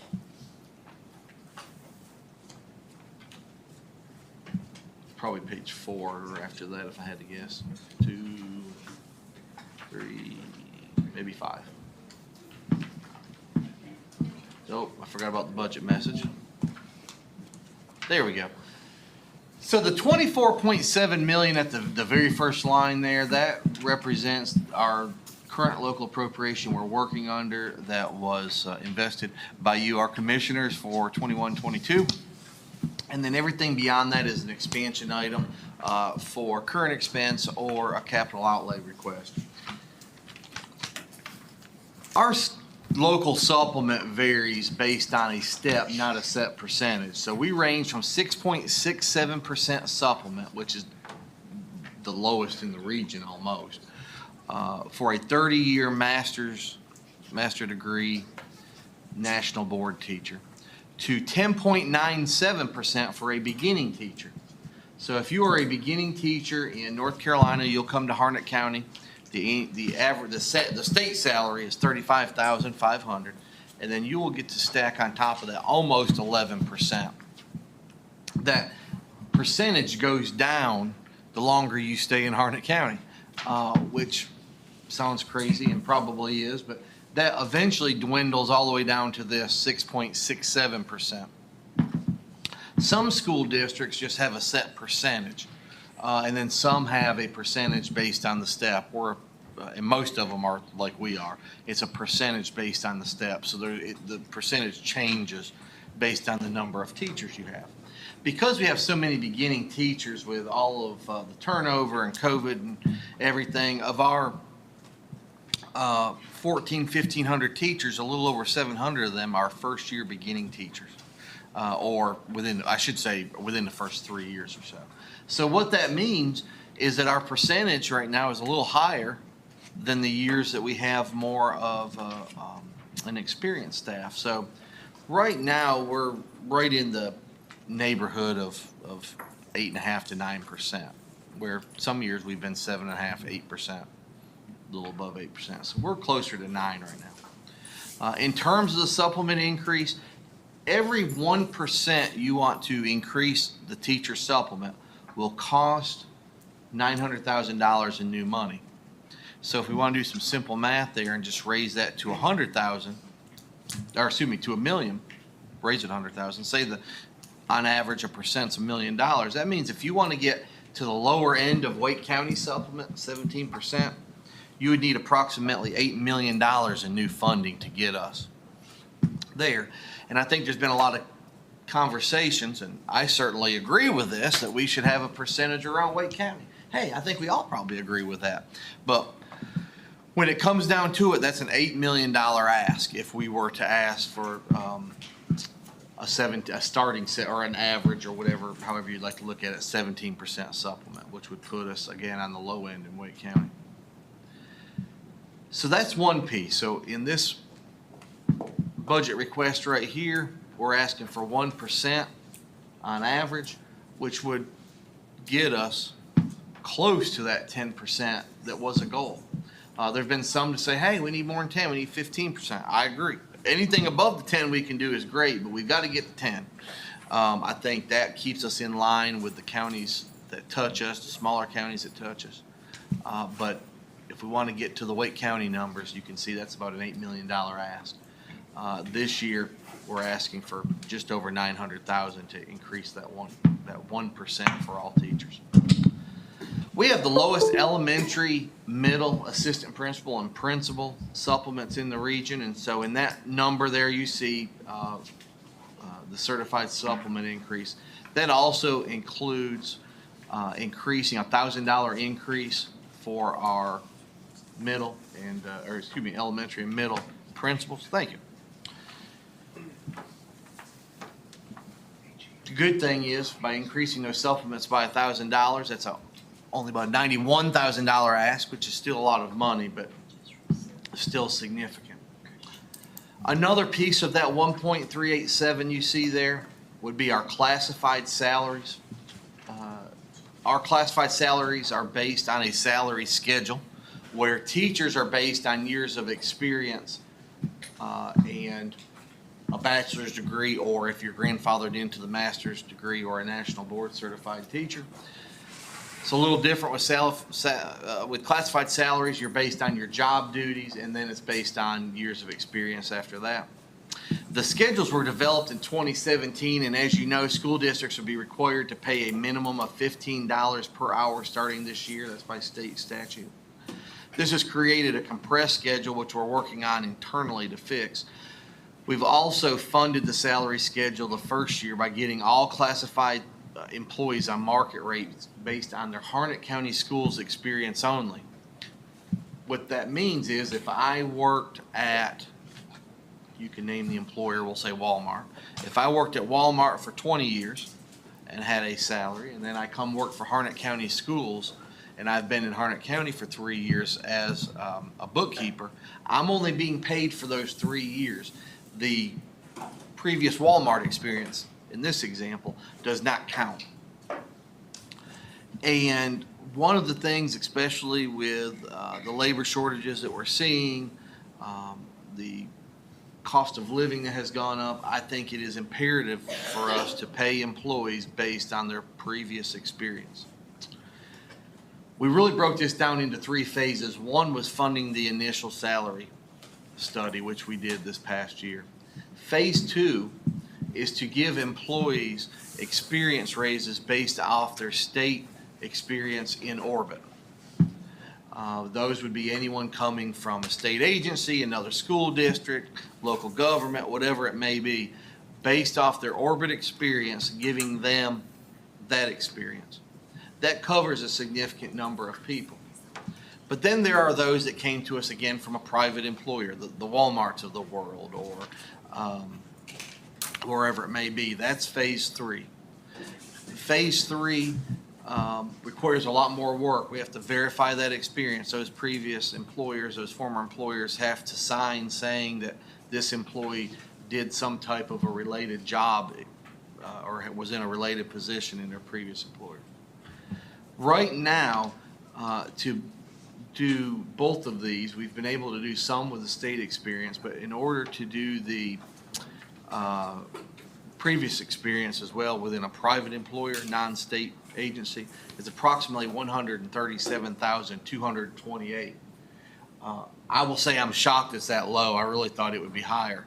The issue we're seeing is many people, because we do have to verify you did that job. If I worked for Commissioner Johnson and he had a business and that he's no longer, it may no longer be open or whatever, or there may no longer be records, we're not able to give that person experience credit. And so we have a lot of people with private experience, but because businesses were bought and closed, in some cases they were self-employed and they didn't keep their Schedule C and all of that, we're not able to verify the experience. They don't get the credit. So that's the unfortunate part, and that's why you see that number being a lot lower. That number would probably be $500,000 or more if everyone was really able to verify their experience. Those items I just went over, which are quite a few, are all compressed and collapsed within that 1.387 million you see on that second line under current expense. Mr. Chairman, I'm not sure if you want me to pause for questions because this is all dealing with pay, or if you want me to continue on and we get questions at the end. I'm good either way. Go ahead. All right, I can continue on. The good news is that is the 1.5, which also includes the charter school reduction. All of that equals or completes our current expense request. We are not asking for anything else in current expense except for this pay for staff, and then of course the charter school reductions that we get every year, which is 158 estimated for the upcoming year, which has typically been funded every year, and that just keeps us whole. That we're not using that money other than in our general operations, or them paying it out to the charter school. The second category, capital outlay. As I've mentioned before, capital outlay is broken up into 3 categories. The first one being facilities. We have just internally broken that down even more so that we could kind of put them in chunks, very large chunks, but chunks nonetheless of where each of these requests kind of fall under. Obviously, we did not know that when we created this budget that a week ago we would have the tragedy that we've seen unfold in Texas. Very unfortunate.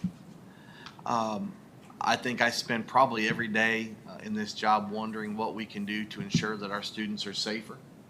Oftentimes we think of our school buildings, but I do appreciate both of these boards for helping us keep our students not only safe at school, but on their way to and from school with bus patrol. And if something like happened in Texas ever happened on a school bus, that would of course all be recorded too. And with the communications with the radios we have on the bus, we would be able to communicate. And all that came from you, especially the handheld radios we have now. Our schools, I think, are safer I want to say every day, but every 6 months to a year, our schools do become safer on the physical security aspect.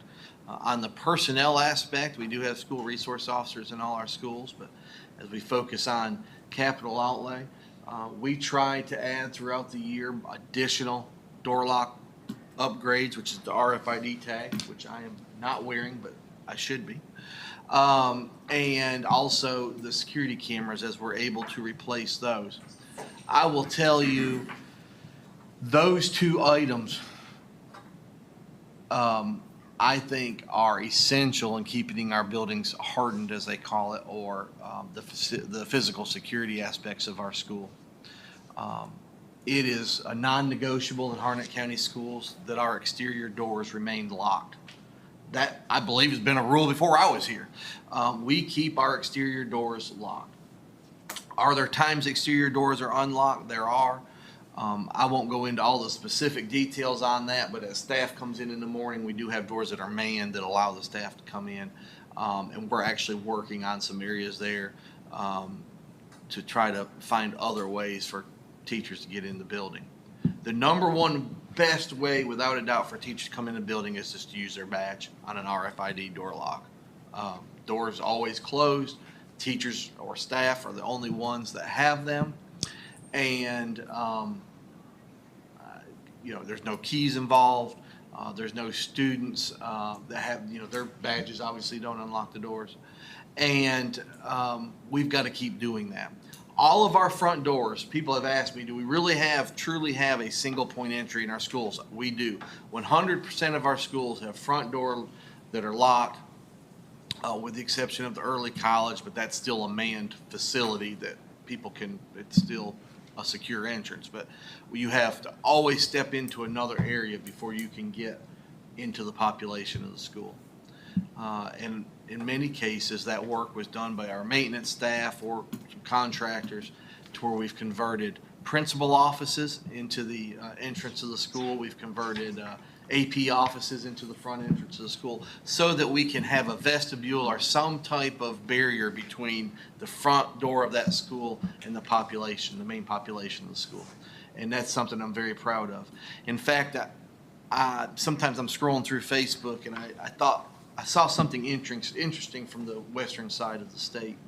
A teacher mentioned, if only we had secure entrances and only if we had SROs at every campus. I just wish we could have SROs at every campus and had a secure way to get in our buildings. I think our schools would be a lot safer. And I was so fortunate to be a Harnett County resident when I saw that post, because we are there. Does that mean our buildings are 100% secure all the time and nothing like what happened in Texas or Florida or Connecticut? Well, that ain't happened to us. It could. I'll never say that it won't. And when I go lay my head down at night, I want to know that we're doing all we can. And there's areas we have to improve in. But when I look at a friend of mine I grew up with in the western part of the state say, man, if only we had SROs at every school, we'd feel a little safer. That made me feel good, because I could say, hey, in Harnett County, we do have SROs in all our schools. And then they ask, well, how'd you do that? I said, well, we've got people that partner together to make it happen on the funding. So we do have, again, up there, the auto door locks. That 852 would put a door lock on nearly every exterior door, or would put a door lock, all exterior doors have a lock, but would put an RFID tag on all exterior doors that we feel like need one. Obviously, we wouldn't put them on utility doors or on, that go into boiler rooms or go into HVAC rooms or MDF rooms, but anywhere that a teacher and kid could pass coming in from huts, coming in from the staff parking, this would put a lock on all those doors. Like everything, the price has gone up, and really the significant part of upgrading these locks are not necessarily the locks itself. In many cases, the door jamb has to be replaced, the panic bars on the doors, the lock, of course, that center bar, all that typically has to be gutted out and replaced. So a significant portion of the door lock upgrade is actually in having to replace the doors and the door jamb again, and the storefront and all that. The second on there would be the security camera upgrade. This would upgrade the entire rest of Harnett County schools. All of our schools now have MDRs. They're access MDRs. So regardless of the camera we're using, we're able to record through in the cloud, or not in the cloud, but on the server in the school, and backup and all that, even if the image is less than desirable. I will tell you, I've said this before, since we've been doing these access camera upgrades, when you compare the older cameras to these new access cameras, it will blow your mind. HD 4K type quality. You can really see what's going on in that school building. Again, something we absolutely need to do. And we've got a $738 price on that one from our vendor. The final two on there, we're still trying to go through and replace our fire alarm systems as needed in our schools. Some of them are getting a little outdated, and this would replace those systems. And then one of the things we've had really positive feedback about, or feedback on, are our flashing school zone lights. If you've seen, we've put a new one up at Lafayette. I will tell you, I don't know the exact law. We do have lawyers in here that probably can give me the exact law of when you need to have the flashing school zone lights. State law does require a school zone in front of every school, and if there's a major road adjoining it, those have to be considered school zones, and you have to have signs up, school zone signs, all that. I do believe there's either there's a difference either in law or Department of Transportation policy on when you need that flashing light with the hours and I'm not completely updated on that. My last reading or last time someone told me if it was a signed U.S. or North Carolina highway, it would have to have the flashing school zone lights, which makes sense, but also I think we have some heavier traveled schools that may require it, where a place like Overhills on Ray Road, which would only take you about 2 minutes to realize that is an extremely busy road, that school may not require those lights, whereas for a school on 401 would. But I think you could argue that we would need to probably cover Ray Road too.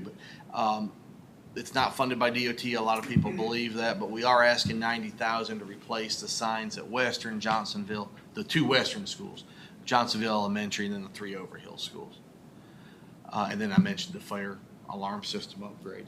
The second category, or second area within that category one, are new and renovated school facilities. We'll get to that in a little bit. I'm going to skip over that. The only facility maintenance item we have is $60,000. Anderson Creek Primary School has minimal staff parking. They are currently parking on the gravel lot, which used to be the gym area of Anderson Creek Primary. The staff ask all the time when I'm out there, the principal asks, and so we put that on there. Can we pave that lot? That is a shared use parcel, I guess you could say, with the county and Parks and Rec. So we would not be the only ones to benefit from that, but also I know our athletic folks or your Parks and Rec folks would probably enjoy that as well, as much as you can enjoy a paved parking lot. Category 2, equipment. Oh, we lost it. I'll keep going. You can look all through there: commercial mower, towable generator, mini excavator, a trailer for a skid steer and backhoe attachment for the tractor, a walk-in freezer, that's the biggie, and a skid steer. We can go into why we need those. I'm sure people are wondering, why does the school district need these? I will tell you the number one thing on there we really do need, because we are paying more than what this would cost, and the cost of, or the return on investment would be a lot quicker, is this walk-in freezer. Our child nutrition department is paying several $1,000s a month rental in 2 buildings, one in Sanford, one in Johnston County, for freezer space. We receive our food from the federal government, from USDA and from NCDA. They only do a single point drop. So we've been able to get them to drop at these 2 facilities, and then we take our refrigerated box trucks out, pick up the food, and then distribute it to the schools. Most school districts do have a walk-in freezer where that Department of Ag drops your food off, says have a great day, and then we can distribute from that point instead of us having to leave the county to distribute. We would not be paying rent. I cannot remember the exact number. Mr. Matthews, I know, would know if he was here, but I want to say it's 50, 60,000 somewhere in that area that we pay in rent each year. And then we are beholden to that company to distribute the food. So for example, if a school for one reason or another runs out of pizza, we have to say, we're sorry, your delivery is next week. If we had the freezer, because we don't manage it, we back up just like we're a customer. We back up to them, they load our trucks, they know when we're coming, they have the pallets ready, just like a typical distribution center. If we had that freezer with us, or if there a hurricane hit and we had to get food out to emergency shelter, same way, we would be able to just take our truck, get what we need, and take it to that site. And so there are several benefits to us having our own freezer there that can be loaded by truck, unloaded by truck. When you add up all of our equipment requests, you're over $500,000 there, 521, 622. Category 3 vehicles. This is an item we ask every year. We always have our typical utility vehicle. Sometimes it's a dump truck. Sometimes it's just a F-150, whatever it may be. But our list of replacement vehicles are at 462,800 this year, mostly for maintenance and auxiliary services. Most of our vehicle requests with the bus garage come through state funding. So what you are seeing here, for the most part, is our maintenance or custodial department. Our current expense expansion, when you take out new school facilities, is 1.5 million. When you add in the schools that we're requesting, it's 165, 675. We break that out because it's really two different types of conversations there. What we really need over this next year versus a brand new school facility. But we will get to that next. I will again pause because I have said a lot. But Mr. Chairman, if there's any questions on any of this, we can clear all this up and then we can move into school facilities. Any questions for Dr. Fleming?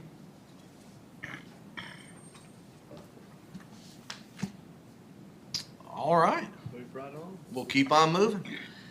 So the next 2 pages is based on our school facility needs list. A couple years ago, we did this a little different, but we've tried to get it detailed up to 7 years and then beyond 7 years. I want to thank Lisa and Steve Matthews with our maintenance director.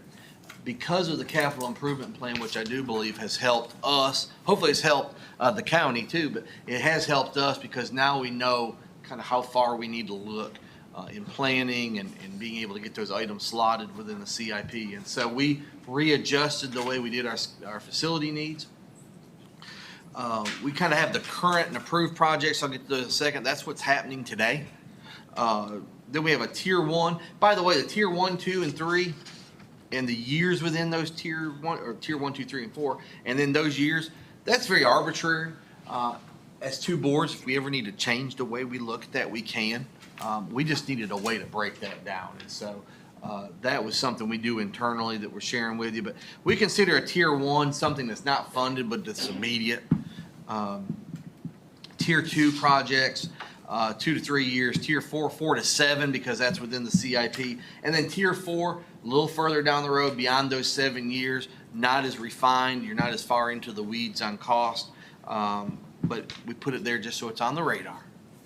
So we'll start with the current and approved projects. This is the one part of the budget that I'm not asking for any money because you already gave it to us. This is what's happening today for construction in Harnett County Schools. We've just completed the Irwin Elementary School. That project, $29 million. We didn't go over. Thank goodness. A little worried with the current condition we're under, but using a CM at risk helps us with that because they guarantee that cost unless it's something we want to change. And we did not want to change it.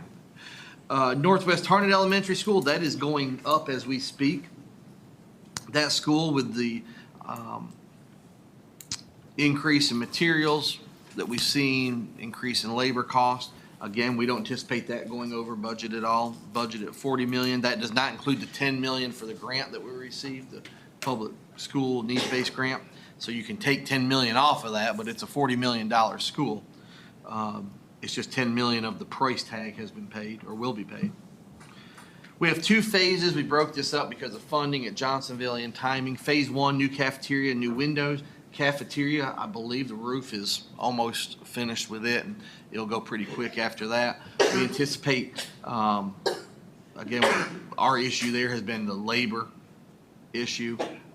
We had a goal to finish that by 4th of July. I got a feeling it'll probably be about a month late, but 6.1 million on that. That includes new windows that will be starting the minute students and staff get out of our building. We'll have that done over the summer. Phase 2 is a new classroom and improved infrastructure. It's being paid with ESSER funds. That was approved by DPI and the feds to use ESSER dollars to add that classroom on and to improve the infrastructure. If you know much about Johnsonville, the traffic backs out into the road every day. This will keep those cars on the lot. Will also improve the flow significantly before and after school. And that's a $10 million project going on. Overhills Elementary and Highland Elementary, we are using ESSER funds there, very similar additions there onto the classroom. Again, going back to school security, trying to keep all those students within the building, not having to go out to the huts. Neither one of those projects will allow increased students into the building or an increased population or enrollment, but we're trying to get what we have outside to come in. It still won't even cover that, but because of space and limited ESSER dollars, we were able to get some of that done. We are expanding the cafeteria there into a space that's currently the multi-purpose room. That will be done within Highland as well. Their cafeteria is very small for the size of school. Harnett Primary School, adding a classroom addition on there that will take all the students at Wayne Avenue. We will move the 4th and 5th grade to Harnett Primary, which is currently a K3 school. You will then have a K5 school, and Dunn Elementary School will be born out of that.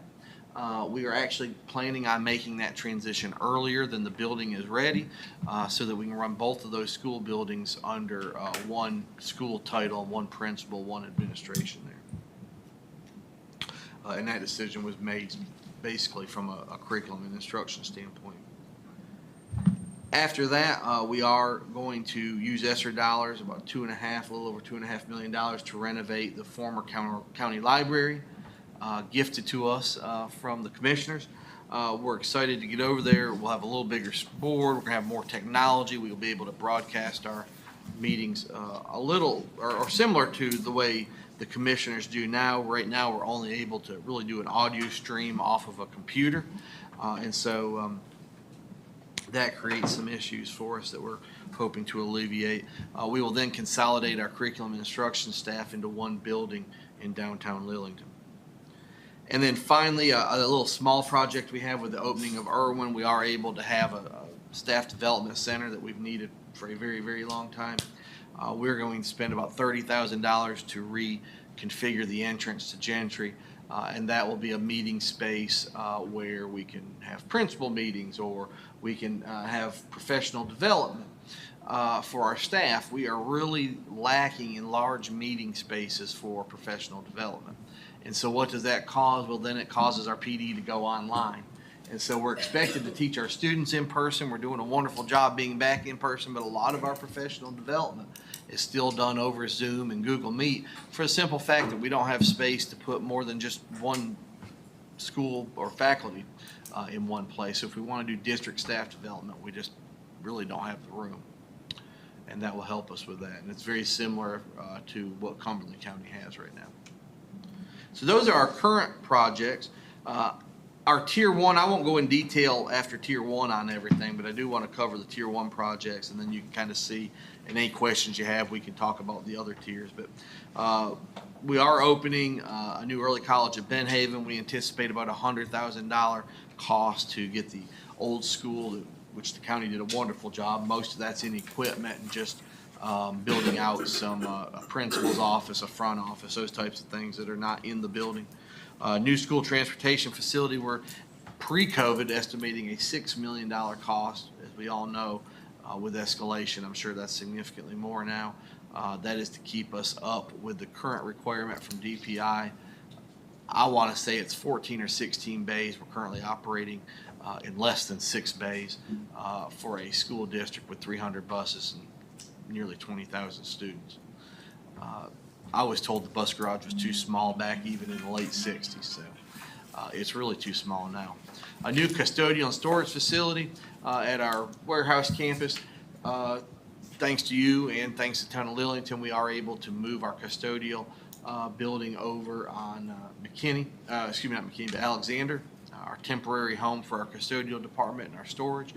And so we are happy to be there as long as we need to be, but if the county would like the building back, you can have it back. We just need a new one. But we do appreciate you allowing us to use that. The South Harnett Lillington Middle School, which somewhat has a working title of Flatwoods Middle School, just south of Lillington on 401 between Lillington and Bun Level. A $60 million request there. I believe that's now at $65 million in the latest rendition of cost, but at the point that this was approved, it was 60. We did request a $40 million needs-based public school capital fund grant. If you have looked at that list, you will notice other than one tier 2 or tier 3 county that was $100,000 or $200,000 to finish a project, everything else on there was a was a tier 1 school district. We're tier 2, and so we were a ways from getting that grant, I think. I didn't realize as many people would apply for it that did, but all of those grantees for new projects were all tier 1. The next round will open as soon as I think as the General Assembly adjourns from the short session, and it's our goal to resubmit the same grant, ask for $40 million for this new middle school, which then would leave that cost of the commissioners on on the current price at $20 million, but I believe it to be closer to $25 million at this point. The Board of Education also approved that the next high school location would be on land we already own on the Highland campus, Highland High School, 2,000 seats, maybe even 21 or 2,200 seats. We do own that land. Doesn't include the road improvements, which would require that Highland School Road being extended to Tingen Road. I'm hoping with our state delegation and with the help of our commissioners, we would be able to maybe get DOT to fund that for us. But the high school itself, high school and playing fields, today, $90,000. We believe that number is still a good number because there can be some value engineering. Is that 90,000 or 90? 90 million, sorry. If we can get a $90,000, I was afraid the commissioners were going to. Yeah, I can't find that. I can't. I've been looking for coupons online, but I wasn't able to find one. I can't believe you didn't interrupt and vote. That's right. Stop me now and take. Yeah, that's right. Vote on it. $90 million. And we believe that price is good because in a high school with the size of facility is, the architect believes there always can be some value engineering done here and there to try to keep that 90,000. Of course, when you value engineer, as you all know, things disappear that you once may have really liked, like an auditorium or press boxes or whatever it may be. You know, things get deleted when you start really honing in on a price. But $90 million for a new high school, which Wake, in Wake County terms, that's about 95 million to 100 million in Wake. So don't be surprised if they're spending that much on a high school, because that's really where it's headed. And then the Harnett County Early College at Dunn, as you know, we're sort of in a leased building there, the old Rosenwald School, beautiful facility. One of the drawbacks of being there, because we don't own the building, is we can't take care of it, and the building needs some significant work. And I think when that grant was received to redo the building, it was done well. It's sort of like if we built a school and we went to Lowe's and bought consumer quality items for a high school, you kind of see how that would turn out. And I think that's really where a lot of that is. It probably was not built to be a school. It was probably more built to be a community center, something like that. So again, we're very fortunate to have it, love it. I mean, the history in that building is amazing, but it probably wasn't done to the level we needed it for a high school campus. And so we do need to move that facility, and our goal right now would be to move it to what we have as the old Wayne Avenue campus. We can do that, I think, fairly reasonable. That $100,000 would mostly go into freshening the campus up. When you're going from an elementary school toilet to a high school toilet, you'll realize you have to change those out too, and sinks and all that. So that's where a bulk of that cost would go. to move that campus. But our goal, or certainly from an administration standpoint, our goal would be to keep the main campus of the early college within the city limits of Dunn. Dunn's been a very good host to the early college, and while we're having the Benhaven campus, I don't know that we'll ever be able to fill that campus up to the same number of students as we can in Dunn because of facilities. And being in Wayne Avenue, would allow us to have several hundred kids. Again, you see the tier 2, tier 3, and tier 4 projects. I don't want to get all the way in because I know I spent a lot of time on those others, but as we move Northwest Harnett, we know we want to change Lafayette. I think it's been kind of the conversation with the board to move that to a year-round school, and we would need to do some renovations at Lafayette in the gym and cafeteria, more so the gym with HVAC upgrades and all that. We do have on there our future Southwest Harnett area elementary school. I know Mr. Godfrey and I talk about this often.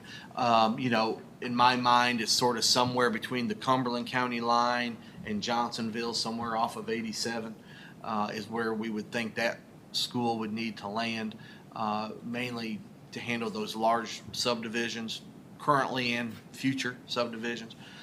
As you know, a significant portion of Lexington Plantation and some of those other neighborhoods are express bus to Benhaven, which they are appreciative that it's no longer Boone Trio because that cuts the bus ride in half. But we do have express busing all the way to Benhaven for those schools, and you're passing 2 schools to get to Benhaven. And so we know that's going to be a high need school on the list here fairly soon after our middle and high school. And then Star Academy is in the Lillington School campus, the old Lillington School campus, kind of like the school in Dunn. It's seen better days and needs work. And so we either have to decide to renovate that building or to replace it. I know Lillington, the town of Lillington, has had some interest in taking that school over. If we can find somewhere to put these Star students, we'd be happy to give them those buildings. And then a Bowie's Creek Elementary School replacement would be after that. That really would be, other than Star, would be our oldest school campus with the number of students we have in there. When you get into tier 3, again, looking at a new elementary school on the north side, renovations to North Harnett. Triton continues to ask for an auxiliary gym. They are our only high school without an auxiliary gym. You've got tier 4 projects. You've got, again, new schools, Western, Northwest, renovations to our 3 oldest high schools, and then other renovations as needed school by school. But once you get beyond those 7 years, it's a little harder to see exactly where you'll need those new buildings.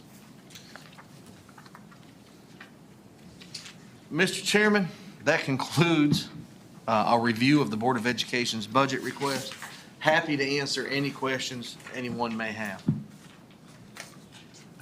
I don't really have a question, I just have a couple of things. In looking at the budget, as county commissioners, y'all had the issue of addressing employees leaving and going to higher paying counties, and y'all had to address that because you wanted to keep your quality employees in Harnett County that you could. And the same thing, that's what we're running into now, is that we have not just teachers, but the classified employees. Wade County just evidently has a pot full of money because they continually are offering our employees a lot more supplement money than we can even think about looking at. We just don't have it.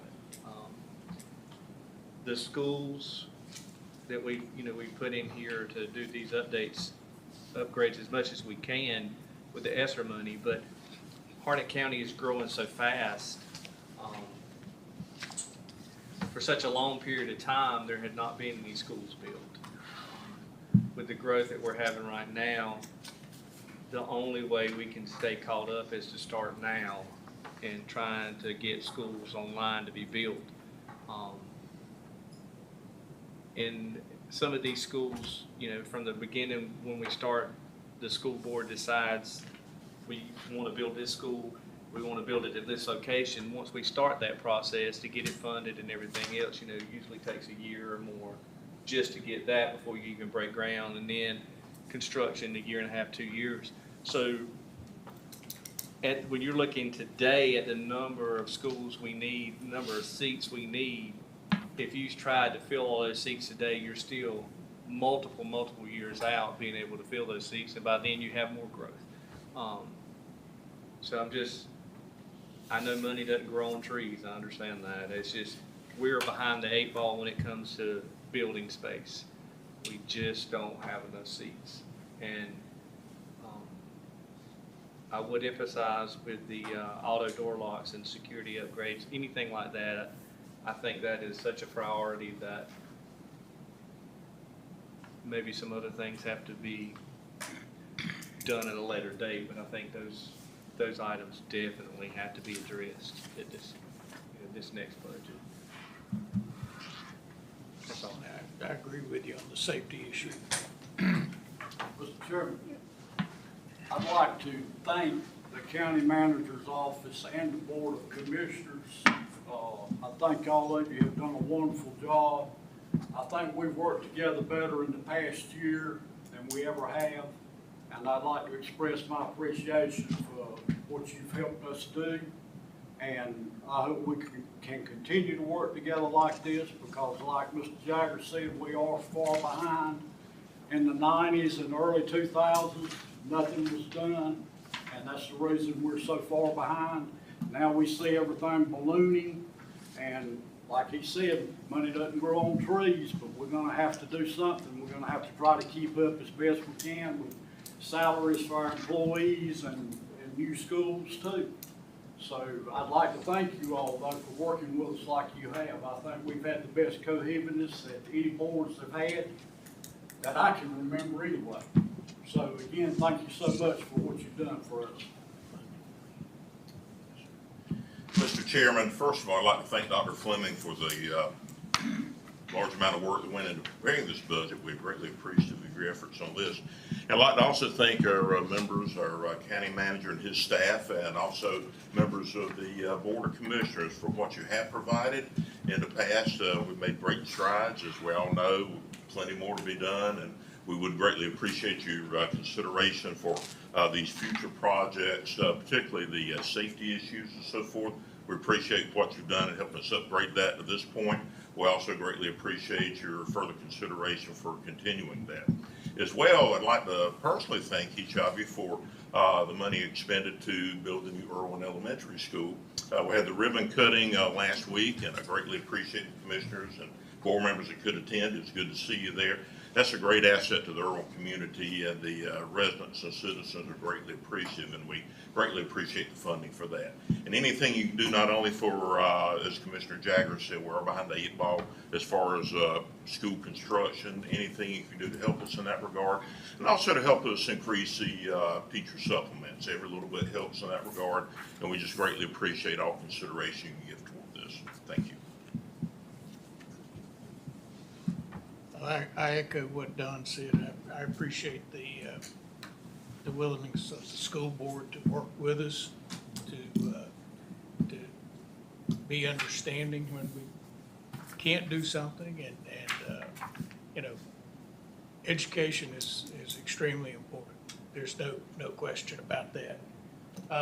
I'm going to, and thank you and your staff for the hard work. I'm going to ask our county manager, if he will, to briefly go through and talk about the plan that we have for funding schools over the next 20 years. It may not cover all the schools, but it'll make a big dent.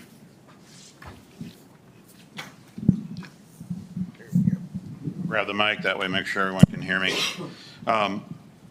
Yes, when it comes to our review that's been done by our financial advisors, Davenport, they've looked at it, and right now we're looking at the ability to sell bonds and at the amount of up to $320 million over a 20-year period that would fund school projects. Obviously, if you can receive grants, that will extend the ability to that. And as I looked at the plan, we're roughly $277 million with all of the schools you have through Tier 4. And so for us, that puts us, out at the 10-year mark of being able to fund all the schools and then what you would have after the 10-year period. I know it's a time-consuming process for you to get through each of those, but I think as the process goes, the money will be there for the majority, for all the projects that you have listed, and then some. So I'm pretty excited about being able to see, as you've identified your projects, including your maintenance facilities, I mean, the funding is there for us to be able to do that. It's a matter of coordination and timing and effort to get through the process. So that's very positive. The other thing I'll talk about is for current funding requests, as we look at this, we funded the initial amount that you had in the 24 million. And then also additionally, the 158,000 that was to cover the charter school expense. So there is additional funding that relates there. The only thing that's not in my budget, my current budget, is the 1.387 million that comes with the supplement increase and the classified salary increase, which Dr. Fleming went through the details on what that goes to. And that's really an item that was a large expense, and with where we were at already going slightly above revenue neutral and also using some of our fund balance, we were not able, I was not comfortable including into the budget. Obviously, as we look at the board and they're going to debate as to whether or not that is an additional amount that's necessary, we're looking at likely a levy increase in order to be able to cover that. So that's I think the biggest issue for us as a county and the commissioners to debate as to how we come up with that other 1.3, almost 1.4 million in expense in order to cover that.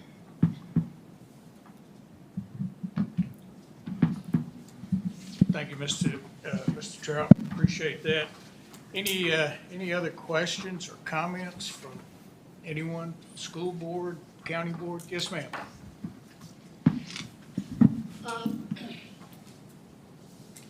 I just want to say you have some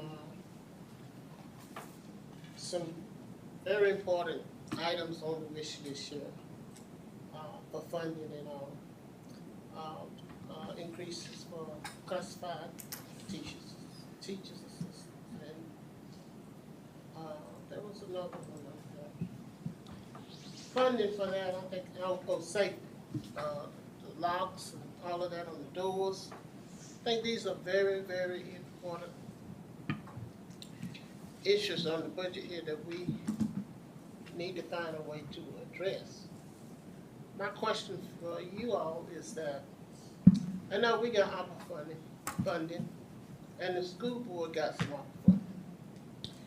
Is there a way that we can meet this budget requirement for increases for your school teachers? And if we don't have the funding in our budget for all that is needed for the safety, locks and all on the school, is there a way for the school board to help meet the needs if we don't have the funding there?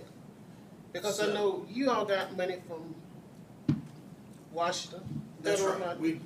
So we received, I think it was 69 million in what's known as ESSER funds, ESSER 2 and 3 funds. I think another 5 or so before that.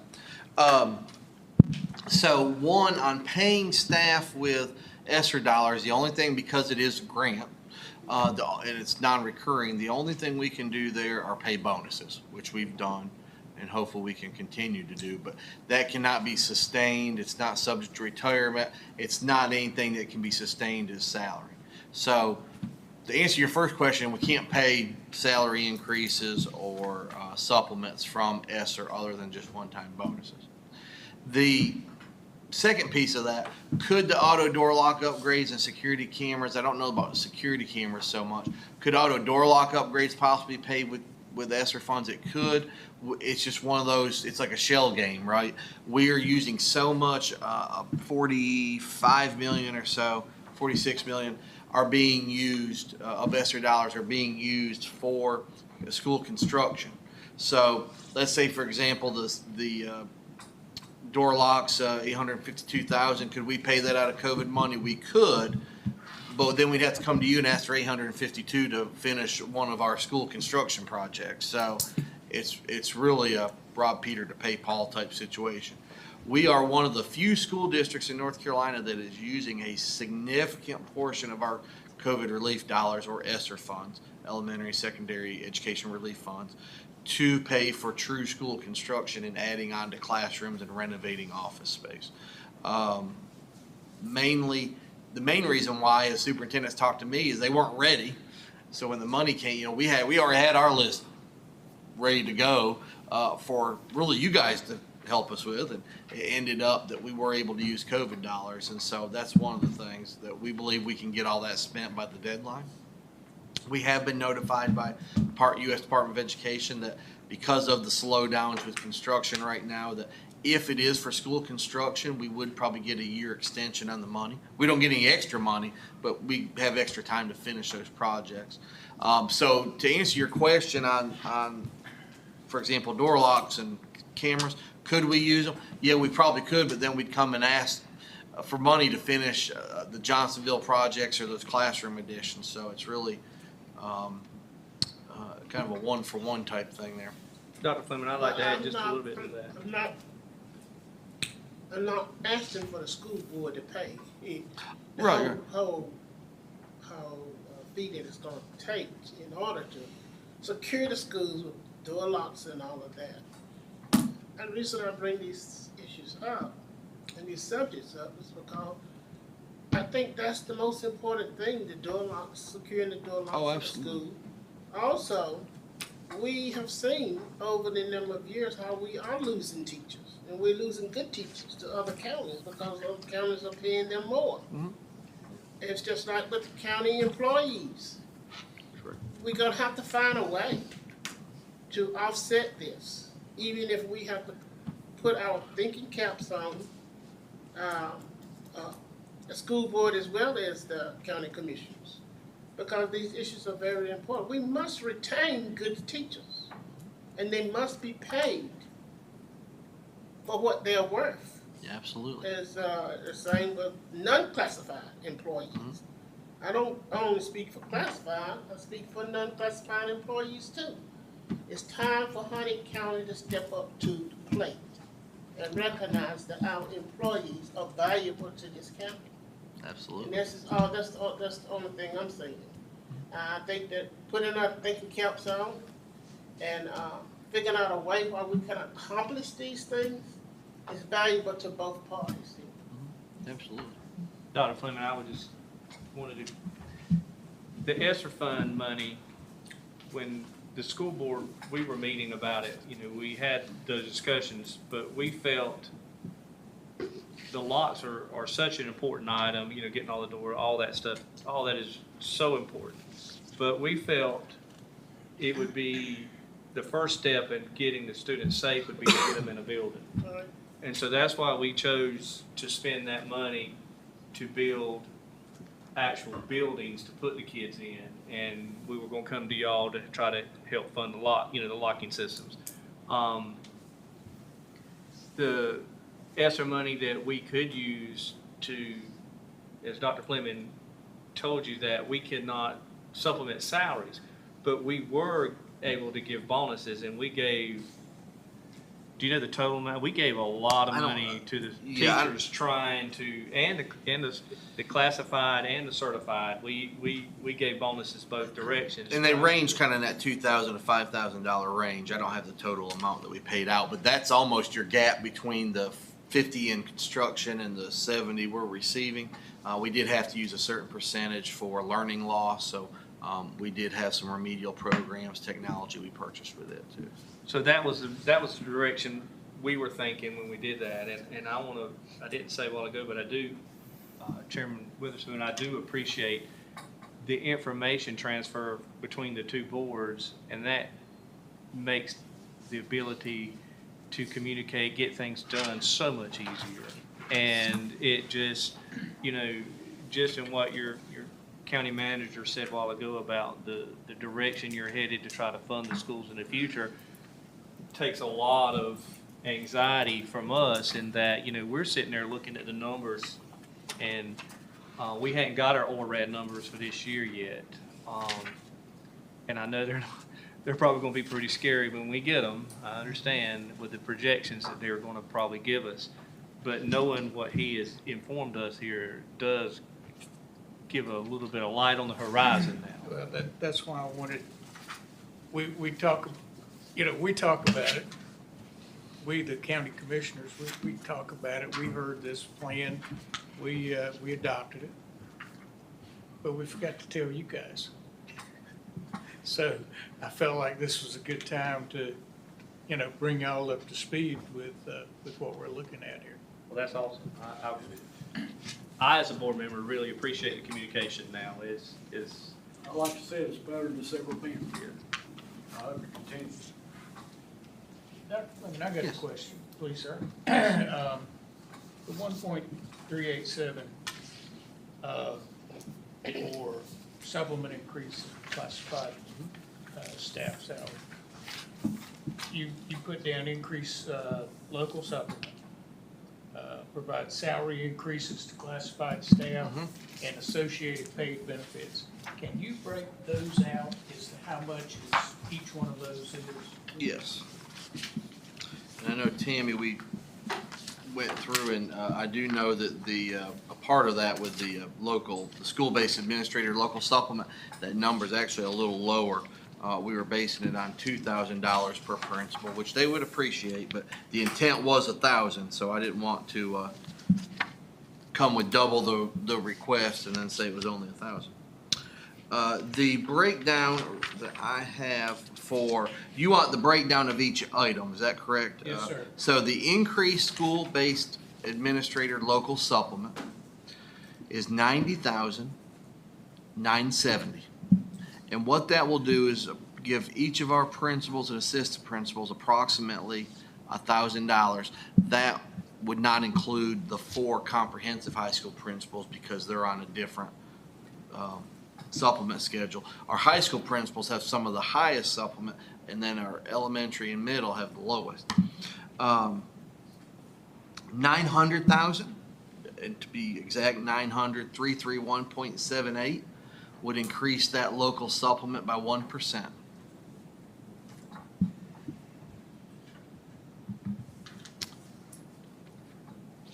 The salary adjustments for classified staff, that is giving them that prior state experience, work experience, 137,228.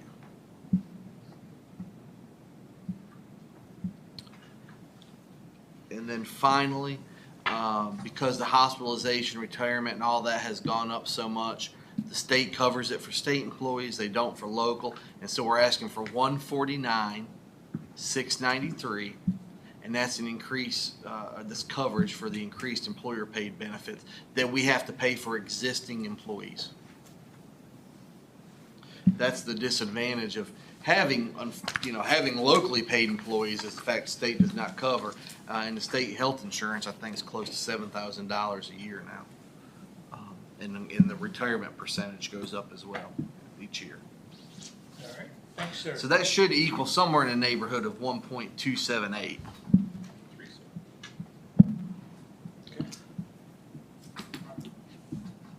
Should be 278 once you take the 100,000 out for those principals. Yeah. Like I said, we were asking for 100 more than we were asking for, if that makes sense. Any additional questions about what's been presented? We haven't. We're good. All right, well, Thank you very much. thank you all for the presentation. I think it's been a good meeting. I'll entertain a motion. Yeah, you want to go ahead and adjourn before we have lunch? Yeah. Okay. That way they can leave. I make a motion to adjourn, Mr. Chairman. Motion is second. All in favor, aye? Aye. We are adjourned. And I will likewise entertain a motion to adjourn the County Board of Commissioners. Motion to adjourn. I'll second that motion. All in favor, please say aye. Aye. Any opposition? We're adjourned.